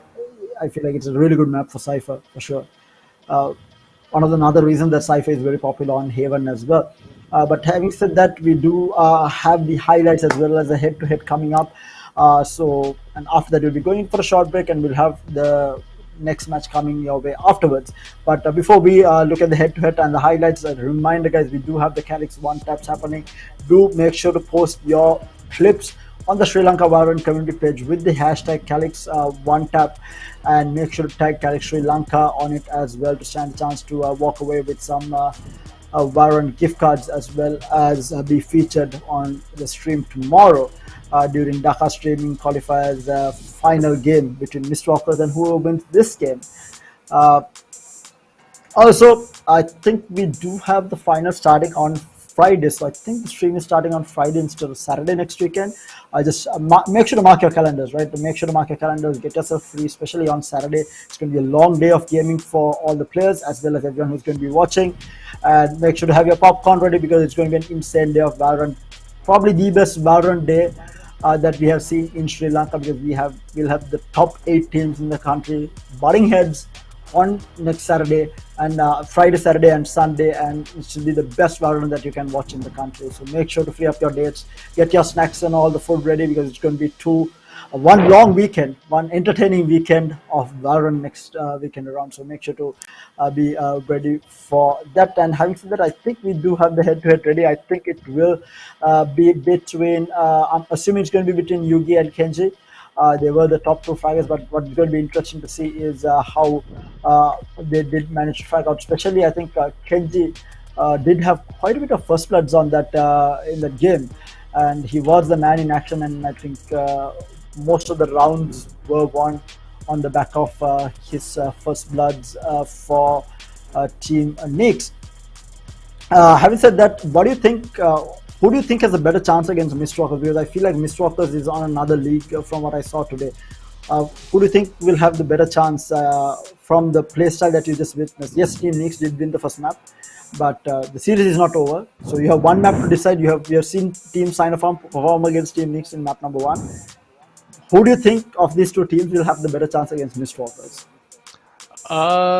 If I was to choose in terms of strategy, I feel like if Sinopharm do manage to go through, they might have a better chance facing off against Team Mistwalkers. I'm not saying Team Nix doesn't. I'm just saying I'm just basing this on the fact that Mistwalkers didn't have a team that defaulted against them, and Team Sinopharm played their default really well, especially those first few rounds when they won against Team Nix. So yeah, Team Sinopharm would have a better chance facing off against Mistwalkers, even if that's in case they win this and the next map. See, that's the thing, right? It's very interesting because it comes down to who is facing who at the end of the day. Because all these teams, they obviously have different play styles and different strategies. It's definitely going to be interesting to see who is going to be facing off against Mr. Walker. Having said that, let's take a look at the head-to-head. Kenji, with 10 first bloods, 10. This man went absolutely ham. Like, how does someone end up with 10 first bloods? Out of the 13 rounds, or out of the 24 rounds won, he had got first bloods in almost half those rounds. I mean, that's insane. And that's exactly what you want a duelist for. But Yugi also coming out with 22 frags, obviously with just 3 first bloods, but with a higher combat score, very marginally higher combat score. But both players, I mean, hats off to both these two players. They absolutely popped off on the map. And Sinopharm, definitely a team to watch out for. Regardless of whether they qualify, both these teams, regardless of who qualifies, I think both teams definitely watch out for in the Sri Lankan Valorant scene. But with that, I think we do have the highlights ready as well. We'll be going in for a very short break. Do stay tuned in. We have map number two coming out in the second semi-final, and it's going to be on Breeze. It's going to be one entertaining second map. So do stay tuned in for that. But until then, do enjoy the highlights. We'll be right back, guys.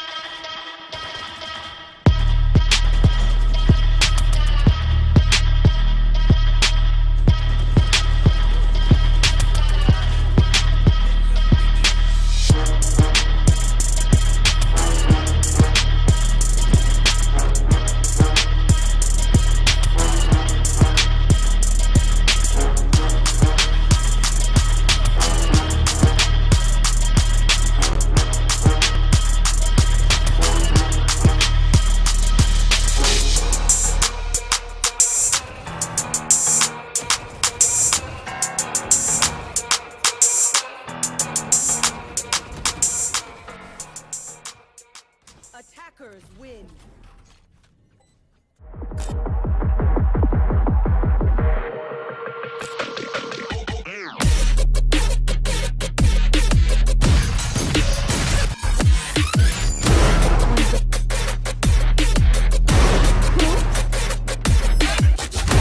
Party's over.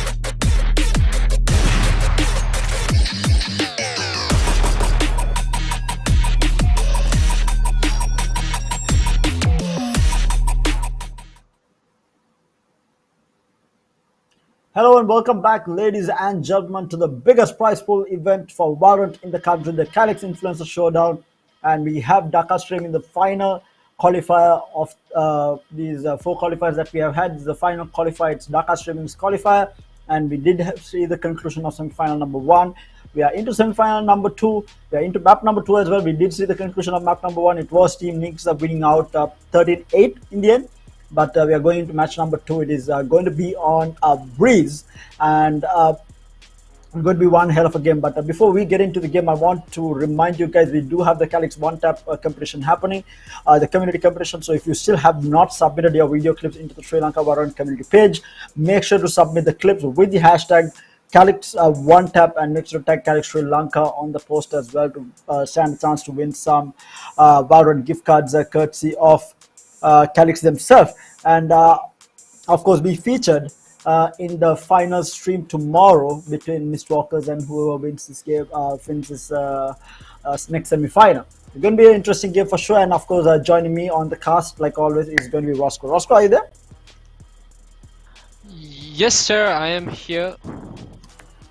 Yeah, so next is going to be on Breeze. We spoke about how we might definitely see a Viper from both teams. I mean, we have to see a Viper from both teams. What else are we looking out for in terms of agent composition here? We probably want to see how this, if these teams are going to bring in a Sky and how well that Sky performs, because I don't think Team Nix runs a Sky on Breeze due to the fact that they rely solely on that range. But maybe Sinopharm will bring in a Sky. Sky is a pretty good pick on the side of when you're playing Breeze, and like you mentioned before we went on break, Cypher can be pretty much a make or break character for Breeze. It can, so the role that I'm talking about when I'm talking about Cypher, it can go to either Cypher or Viper, and it has a lot to do with timing and lurks. And if you have a player who can do that, time that down to perfection, have that exact perfect lurk when your team makes contact on a different part of the map, and have that one player go and capitalize on 1 or 2 frags, you can definitely win this map quite easily. Yeah, and with that, we do have the game starting up. We'll be going into agent select between these two teams. Let's have a look at what these players will pick onto Breeze. And mind you, if Sinopharm do win this, we will be going into an Icebox decider as well, which is going to be absolutely insane. So we do have the agent select on screen right now. We are going to see a Viper come out of Team Sinopharm and also Team Nix by the looks of it. Still haven't locked it in. Rahaya is hovering over the Viper for the time being. And actually, there is a Sage and a Sky coming in for the side of Team Nix. Sky, similar compositions, exact mirror opposites on both sides. That is, if Blue Cheese locks in that Sage. Problem is, though, I do not really see the value of Sage on Breeze. I feel like you could easily replace Sage with someone like Cypher or even Sova. And bring one of those agents into the map. Yeah, I guess the Sage is being used to try and wall off maybe one of the entries.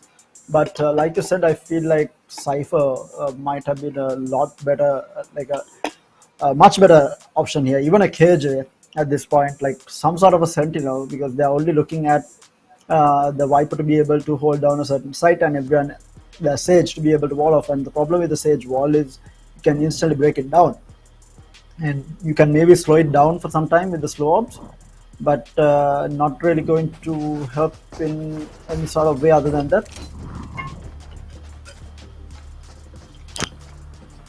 But mirror compositions from both teams going to be interesting to see. It's going to be Team Nix on the attack with Team Sinopharm on the defense for the first half.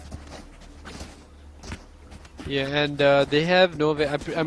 The way Team Sinopharm are probably going to play this is they're going to leave Need a drop. Viper to play out of B side and have that information. Maybe slow down the push from B side using her Viper bite. Or they're going to wall off B main quite early. It's hard to say with a composition like this where you don't have a sentinel to be able to hold down a singular side by himself. It does, and we do see an early default coming out from Team Nix here. They are playing the map here, taking control of as much as possible. Meanwhile, Kenji does find a frag all the way in tunnel tubes here onto the Reyna. Oh, Yogi gets a pick on. Yogi is actually on the Viper. Interesting. Meanwhile, Bang Bang finds another. It's a 3v3. Very weak on the side of Team Nix here though. And as I said, Shogun does not find fear, but Zero will get the kill onto the Jet here. Yugi with the trade onto Kenji. Down to the last man alive. Zero up against the two players. Will get tagged down to 84. Does manage to land a good shot on Yugi there. But ooh, Shogun had the shot there. 30 seconds left. But misses complete. Sorry. Misses completely. Now both players are low on HP, and in a situation like this, when you have a pistol round, you prefer the classic order fan ghost, but Zero Nothing to me. times his rotation to perfection. He's got 4 frags. That was an entire 0 round. All on Zero there. Managing to find 4 kills. 4 kills in the round, and they are going in for the buy round. Mistakes, small. It was just minor mistakes being made by the side of Sinopharm there, especially I think it was Shogun who tried to go in for that frag early on, tried to take out Zero before things got a little too difficult, but did not land his shots. Instead, it was Zero who did finished off and close out the round as well. Now, the force buy coming in from the side of Team Nix, and Kenji has run up all the way into Horse. And instead, it's Phantom who does find the frag. He's going to be able to upgrade to the One enemy remaining. Marshal. No, he's not. As the frags fall quite early, now it's all down to Yugi. Yugi has walked all the way down into double doors, but only has a classic to work with. Your technology. Not going to do much against that Spectre. I'm out of stuff. Yeah, that's the buy round being cleaned up by Team Nix, and they are going in for their bonus now.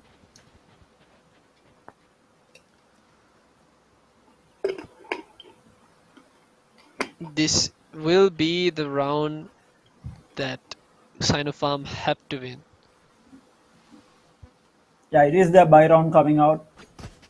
They really need to win the round and put some blood on the board, because they will be forced into another save if they do not. Time to hunt. They are going to be able to walk into S side pretty fast by the looks of it. Yes, they do go for the double DI entry. Jet is holding a very close angle. They need to be careful of this, and no, they don't clear it, and it's going to be back getting 2 kills already. Will get traded though by Zero and Cosmos, who do manage to find 2. They will take out the Jet as well, so now it's down to a 2v2 in the end. A lot of damage already been done into the side of Sinopharm. Cosmos down to 2 HP. Cosmos is down to 2, but Zero is still alive. Spike's not gone down, and it seems like Shogun is wrapping around. No, he's going to come back towards mid, and the two players on the side of Nix are going to be playing together, but Cosmos is on such low HP, even a straight bullet could kill him, but no! He finds Blue Cheese! Sage is down, no, it's all down to Phantom. Phantom only on 100 HP, actually 96, and it's Cosmos, the player with 2 HP to close out the round. This guy closing out the round now 3-0, and Sinopharm in all sorts of trouble. They're going to be forced into another save this time around, and not being able to find a round here is going to hurt them. Again, mind you, this is a defense attacker favored map.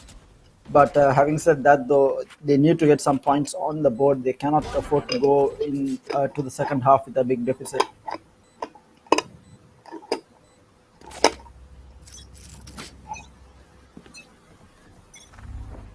Round number 4 with Sinopharm on a save here. We do see a Sheriff, a Marshall, but bang is good for the bang here. Does manage to pick off Cosmos with that Marshall headshot all the way from mid doors.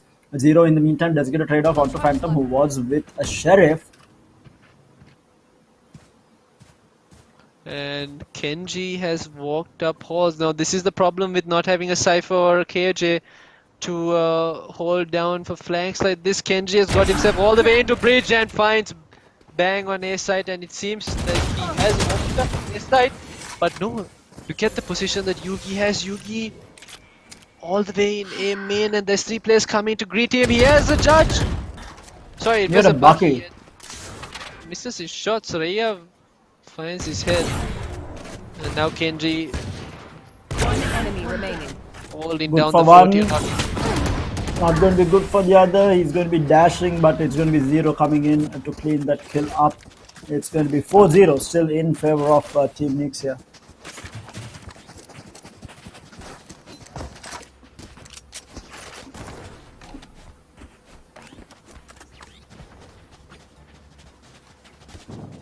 Things are not looking great, and I think I said at the beginning of the match that if Sinopharm needs to put some pressure on Team Nix, they needed to win that first map, which was on Asan. And having lost that, it does put them at a massive disadvantage because Team Nix is actually really good on Breeze. Yeah, Team Nix is, and finally, Nix get the opening frag. Actually, no, this is the second round that they got the opening frag. Both times it was Bang finding it. And Blue Cheese escapes his life. Phantom Phantom gets peeking. another. There's some good frags coming out for Team Sinopharm here, getting early 2. Meanwhile, tagging down Zero and Yugi. It's good for another kill. Down to the last 2 players now. Shogun takes out another. What a clean round coming out. Yes, though, managed to take out Shogun, but Yugi does get the trade, and that is going to be the points on the board for Team Sinopharm finally. And you needed an answer back, and there you have it. Sinopharm finally find, I hope it's their winning formula. I think they kind of read that Team Nix, if they are not going to be rushing into either A or B, they are going to be going to a default, and that default is limiting them just towards mid. So we saw the players from Sinopharm pushing out through A main and was able to find those frags as Yugi was challenging them through mid doors. Yeah, and now no op in the hands of Kenji here, and he will be peeking the operator of Bang here.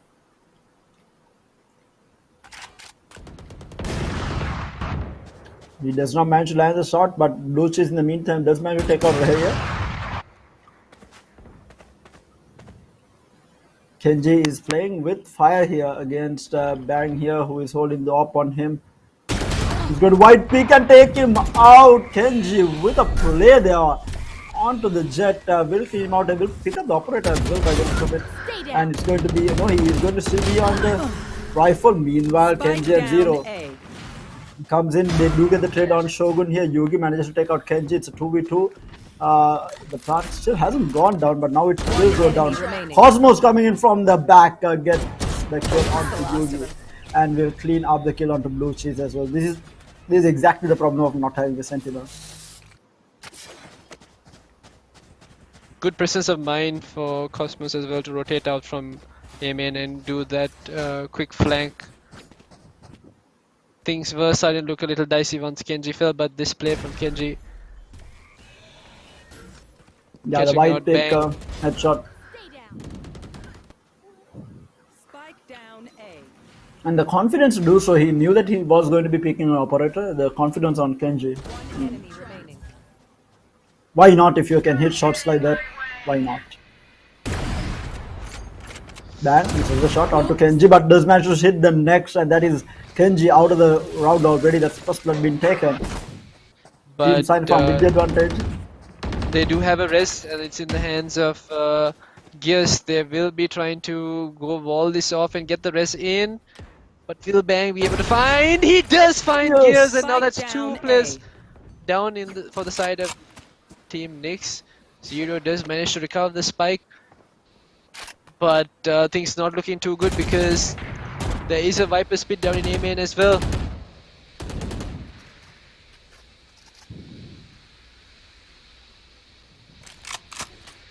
I've got your trail. Seekers out, Rahaya gets the kill on the Yugi, that's the Viper Spit down, but will get taken out by Bang, who is good for 3k already. Down to a 2v4 now. The Viper Spit goes down from the side of Team Nyx and they will get the plant down. Can they hold it though? It's a 2v4.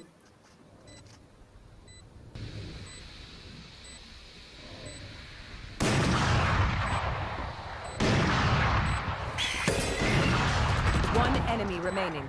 Oh, Shogun does man take out Zero now, down to the last player. They will take him out, and the trades have been good, and that's Team Sinopharm getting another round on the board. 2-5 going into the 8th round.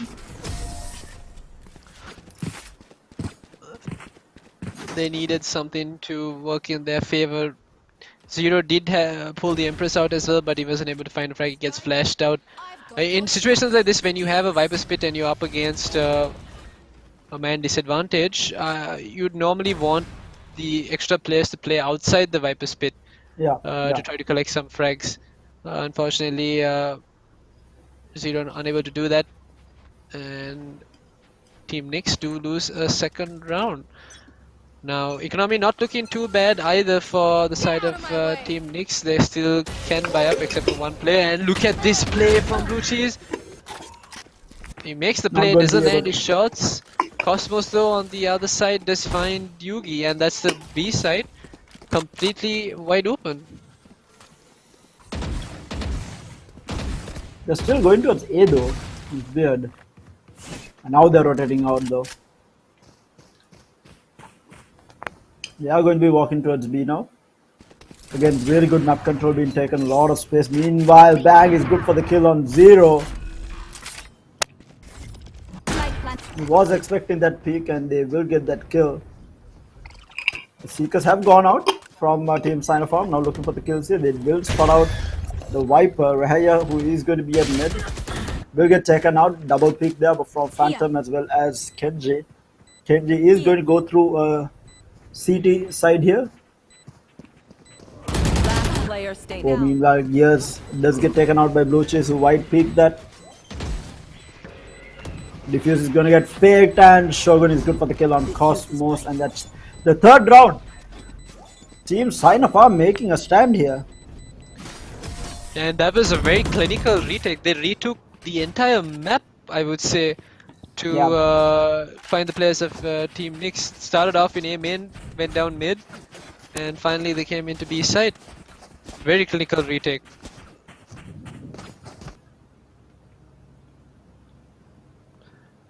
Bang though, after missing that crucial operator shot that costed the team that round, seems to have found his footing this time. Not seem to be missing anymore. Yeah, he especially that round where he got both the Jet and the Sage, Kenji and Gears in tubes was critical for them to come back into this game, and that's exactly what the team has been able to do with those initial pickoffs. Meanwhile, we do see the Team Nyx here defaulting by the looks of it. Hasn't really gone in too much, but meanwhile Kenji already inside case side here going in. Gears managed to find two. What a shot coming out from him. Managing to find Phantom and Shogun. That is A side open, and the spike will go down. Spike planted. But now the scary part is there are players playing in very different angles here. The defense is going to come through CT here. Meanwhile, Kenji having pushed forward, will find Yugi here. Looking for more, and will get another. He's on 4 kills, down to the last man. Kenji on an ace here. Can he make it?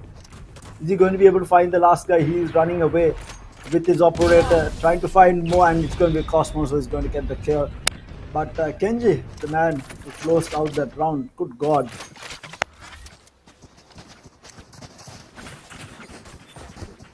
he walked into sight, and the two players who were on A side did not really expect it. Both players fall out really fast, and there was the entire site open. Some clean headshot.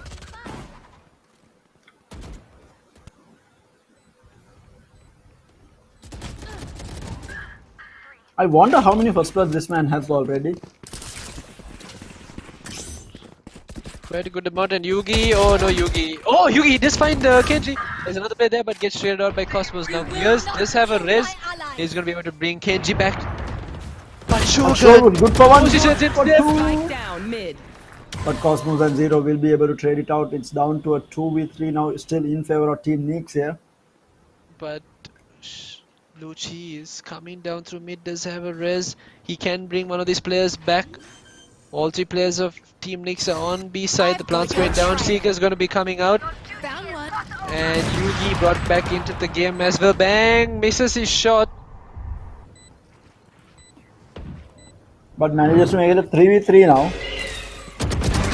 Oh, the Cosmos with the blind there will take out Bang. That's the operator down. Raheya holding a very good spot here for the post plant. Last player I don't think they can get the defeat. Cosmos gets the kill on the blue chase, and Cosmos good for 3 there.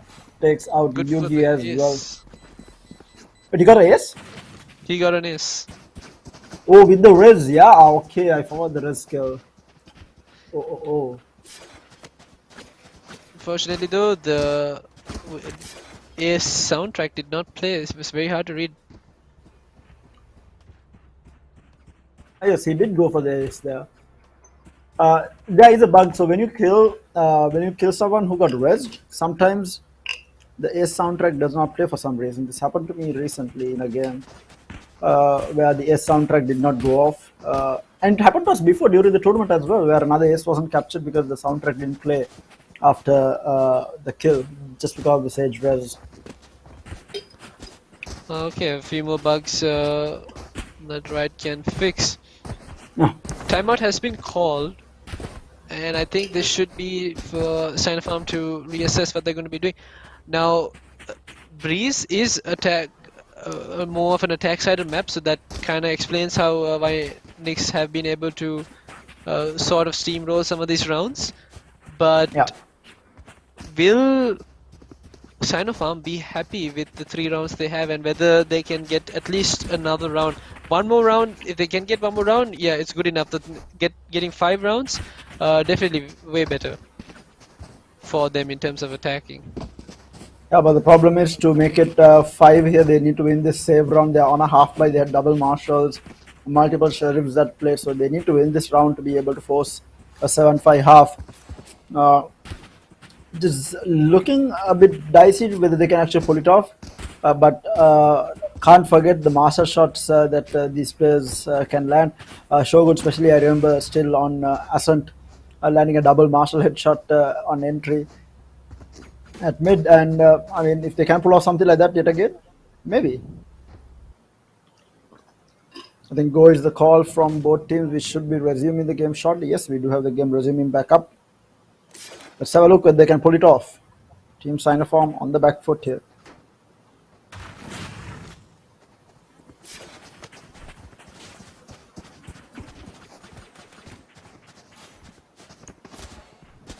Seems to be execute by the looks of it. Coming out from Team Nyx. And Phantom. already, Oh, Shogun already getting the first headshot. Will get traded by Kenji, though Kenji good for 2 there. This man. Jet ground. Oh, Blue Cheese with a lovely headshot onto Kenji there through the wall. Will get that kill, and now it's down to a 3v3 actually. and the spike has not gone down yet. There's 3 players from Team Nyx who are on site, and they're trying to hold this Spike angle planted. for Blue Cheese not allow him to drop, and they're actually buying time for Yugi to make his Oh. rotation through A main as well. Bang does find a tag onto Ray here as well. This should make it a whole lot easier for Yugi to land one sheriff shot. You're not. Oh, but One 0. enemy remaining. Good for 2 kills. Already take out Bang as well as Blue Cheese now down to the last man. Yugi with the flank. Will find one. Rahaya down. Might find another here. Gets another into a 1v1 down to very low HP. Playing against the time as well. He is going for the diffuse. Cosmos is going to be able to push this. He is going to push it. Going to peek it. Not going to be able to land the shot. That's Cosmos taking out Yugi. But that's a really good save from coming out from Last round in the half. team Sinopharm. But going into the last round, they will have the full buy coming out. No operator by the looks of it from. Spike down A. They will play the operator, I think. Yeah, no, they're switching around weapons. Maybe they will play the operator, but by the looks of it, both teams are going to be able to. Obviously, both teams are going to be able to full buy here and Sinopharm. Whether they can make it a 4-7 half is going to be the question. I mean, sorry, Get yeah, out of my way. 4-8 half is going to be the question. And once again, more of the same. This A split coming in from Team Nyx. Cosmos has found Yugi. That was in tunnels, and Hawk out. Blinding. it looks like Oh, Shogun gets one, gets a bit overzealous, gets traded out by 0 there. The plant will go down, but Cosmos will find blue chase. Bang with the trade on Cosmos. It's a 3v2 now. and Zero, the Reyna has inched close. He has the Empress as well. He finds his first frag onto Yugi, One enemy remaining. onto Phantom, sorry, and he should be able to dismiss away now. It's just up to Bang. Bang finds the kill onto 0-0, not hearing the sound fast enough. And yeah, I don't think Bang has enough time. There's a good crossfire set up by Team Nyx as well. He's not going to be able to get anywhere close. Gears finds the final frag, and Team Nyx closed out the first half with 9 rounds on the board. That's a really good half coming out from Team Nyx here. A real good buffer for them to play the defense here. Can Sinopharm come back from this is going to be the question, because now they are going to be playing on the back foot for the most time. They cannot afford to really give away rounds here at all.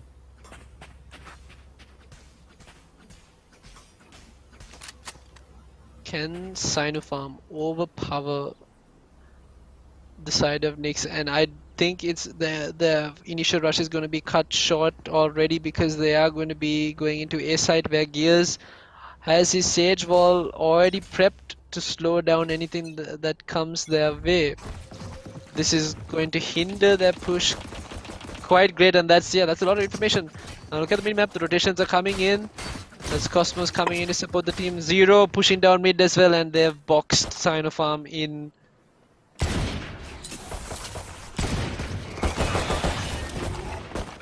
Here. Not going to be easy for them to hold. Shogun is good for one here. Yes, will get taken out. The plant has gone down. Genji good for the kill on one. Might find another. He gets 2, but does get traded in the end. And it's down to 2v2 now. Chaos inside A side here. 0 with the layer out now. One enemy Not going to be remaining. able to get it, but meanwhile, Shogun gets get taken out by Reyna. Yugi with the lineups here now. Can he make it happen? Oh no, lineups in a 1v2. Is it going to be enough? Oh, He hits the lineup. Won't be able Rhea to get gets the half to defuse. half. He's going for the diffuse. Remaining. He's going to be able to get it. Yugi might have actually clutched this out. Viper lineups for the win, and they do manage to clutch it out in the end. They do lose all 5 players, but it was the pistol round, and that's going to be Sinopharm winning the pistol round in the second half. It's been so long since we've seen a lineup clutch coming in, and I don't think anyone was really expecting Yugi to go for a lineup. That's why they spent so much time not tapping the spike, instead looking for that final I didn't frag. know that there was a lineup from mid doors also. It's the first time I've seen that lineup from the Viper on Breeze. This is a problem in being new to Valorant. But looks like it's going to be a faster A execute here. Only one man there to defend it. It's going to be Gears having been taken out. Now we do see Cosmos coming into the side, but already side control has been taken. The wall also goes up, and they are going to get the plant off here. Can Cosmos? We do see a massive flank coming out from Kenji as well. One less. Phantom. Now take out the head. They'll get traded out, and blue chase is good for the trade on Cosmos as well. Now down to the last two players. Kenji with a flank here. I think he's going to be able He's to not catch looking. Yugi off guard. One enemy remaining. Yugi will get taken over by Shogun with the trade, and that's going to be 3 players surviving good enough. And Sinopharm manages to win their buy round as well. That's 5-9 going into the 15th round here. Now this is where they are going to be put to the actual test. This is going to be Team Nyx's buy round, and it's going to be a lot more difficult to get into side, especially rushing into side the way they were.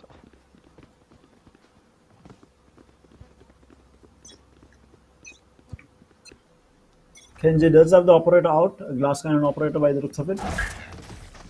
But it's going to be another A hit. Or, no, wait, they actually defaulted. Oh, this is what a fake here. The fake might actually work out. We do see Kenji also rotating out of B side, and the spike is all the way at B here. 2 players faking at A, and they are going to be able to get control of B side here. Oh, this 5 is players. that's a Christmas gift for Sinopharm. Spike I don't think they would planted. have expected to have an empty site that easily. Team Nyx may have just given up another round for Sinopharm, and look at this position Sinopharm has as well. They're not on B side, so they're all over the map, and they could be they're boxing Team Nyx in. Here's some next level pen. Shogun already managed to find the Heya. Good attempt. The defuse comes in, not going to be able to get it. Here, managed to get 2 here. Oh, some lovely shots coming out. Kenji going to be good for the kill on I will not try. Shogun as well. Now the defuse goes out. Can he stick it though? Going to get peeked, and he's not going to be able to land it. The defuse will go through. 0.48 seconds on the clock. And Team Nyx is going to be able to win their buy round. That was very close though. But it was all in the hands of Gears. They're landing some really good shots to take the round back. Looked very horrible though at the start. Yeah, indeed, they gave up an easy side, but the retake was good. Team Sinopharm did have an advantage there because they had so much of map control that they basically could have retook the retake. Yeah. Unfortunately, though, Cosmos was when he decided landed his shots, and everyone from Sinopharm who was down in B main was unable to stop the diffuse too easily. Meanwhile, it's going to be a B hit now with the Viper wall up. There's no one to stop this yet again. They're going to have a free side here. They might try for the retake yet again. Yes, though. Oh, with the spam through the Viper smoke, will find the kill on to Bang here. Yugi with the trade on to Kenji though. Spike 4v4 planted. still the spike will go down. Now to play for the retake here. Post plant. Oh, but Yugi's being wrapped by Rhea. Rhea is coming and he does find Yugi. That's a lot of information given. Now they know there's no one around mid, so Team Nyx can basically focus on side. Here. One dead.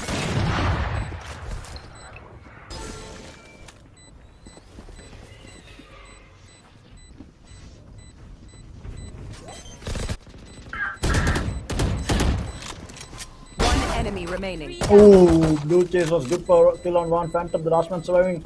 The spike is going to go off here. They have no way to take this. Clutch. And that is Sinopharm getting another round on the board, but a very expensive round coming out from them. Zero actually disconnected in the middle of Disconnected, yeah. That's why the retake didn't go that way. I think Team Nyx would have had that. Zero was just standing there in tunnel.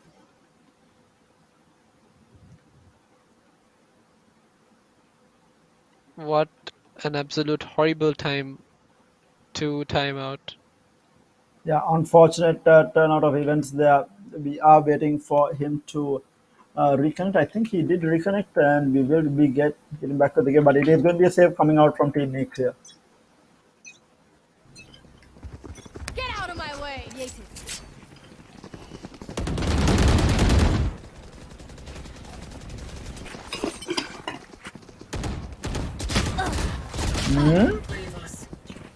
Some good shots coming out from Gears. He will get the Viper split out as well.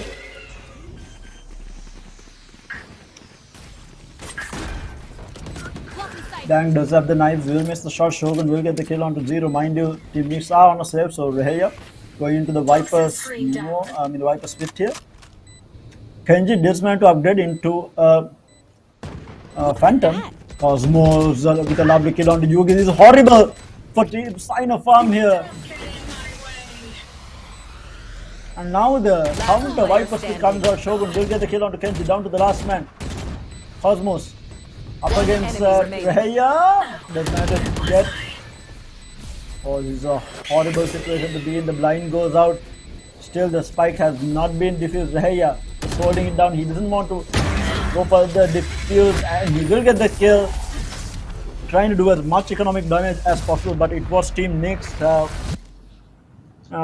doing a lot of damage on a save round there. Yeah, they did a lot of damage, and I don't think they really needed to get that diffuse either. Reya was trying to get the economic damage. He was hoping that Shogun peaked in sooner for him to be able to win that round as well, but that didn't happen. Battle of attrition, and Shogun did win that, but a very costly win for the side of Sinopharm. Yeah, they are all on half shields because of it now. No operator on the side of Nyx. Instead, Bang does bring in the operator of his own. Just gears on B side. He has support from Zero down in tunnel, and that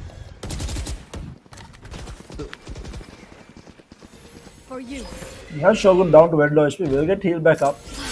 Yes, does find a kill onto Phantom. Does get blinded. Blue Chase does go for the res on Phantom. So it's still a 5v.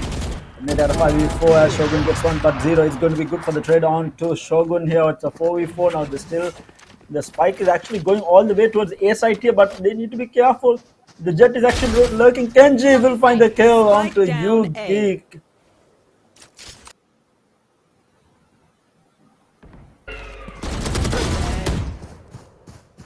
Meanwhile, Cosmos with the blind will find the kill onto Blue Cheek as well, and Kenji with another. Might be a really bad round. This already is a bad round, and this is going to be Jet left with the op here.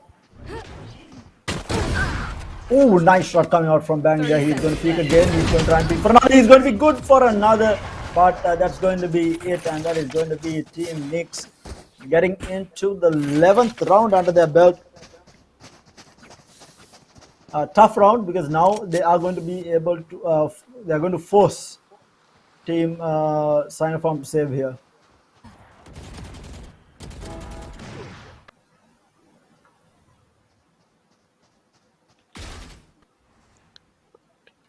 the call for the rotation was right, but Sinopharm didn't have enough map control to be able to rotate away.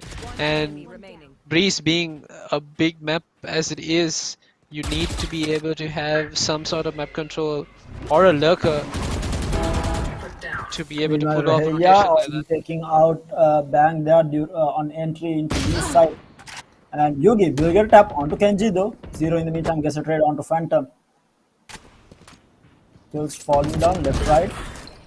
Cosmos gets another onto Yugi. It's 2 players left. Blue Cheese will get a kill. It's a 2v3 completely doable.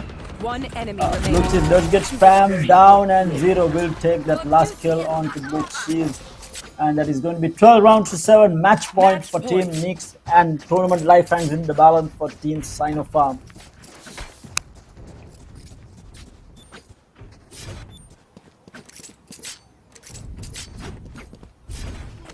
What's Team Sinopharm's economy looking like? That was their save round, so this is the bad round. They have a full Everyone's buy. on full shield.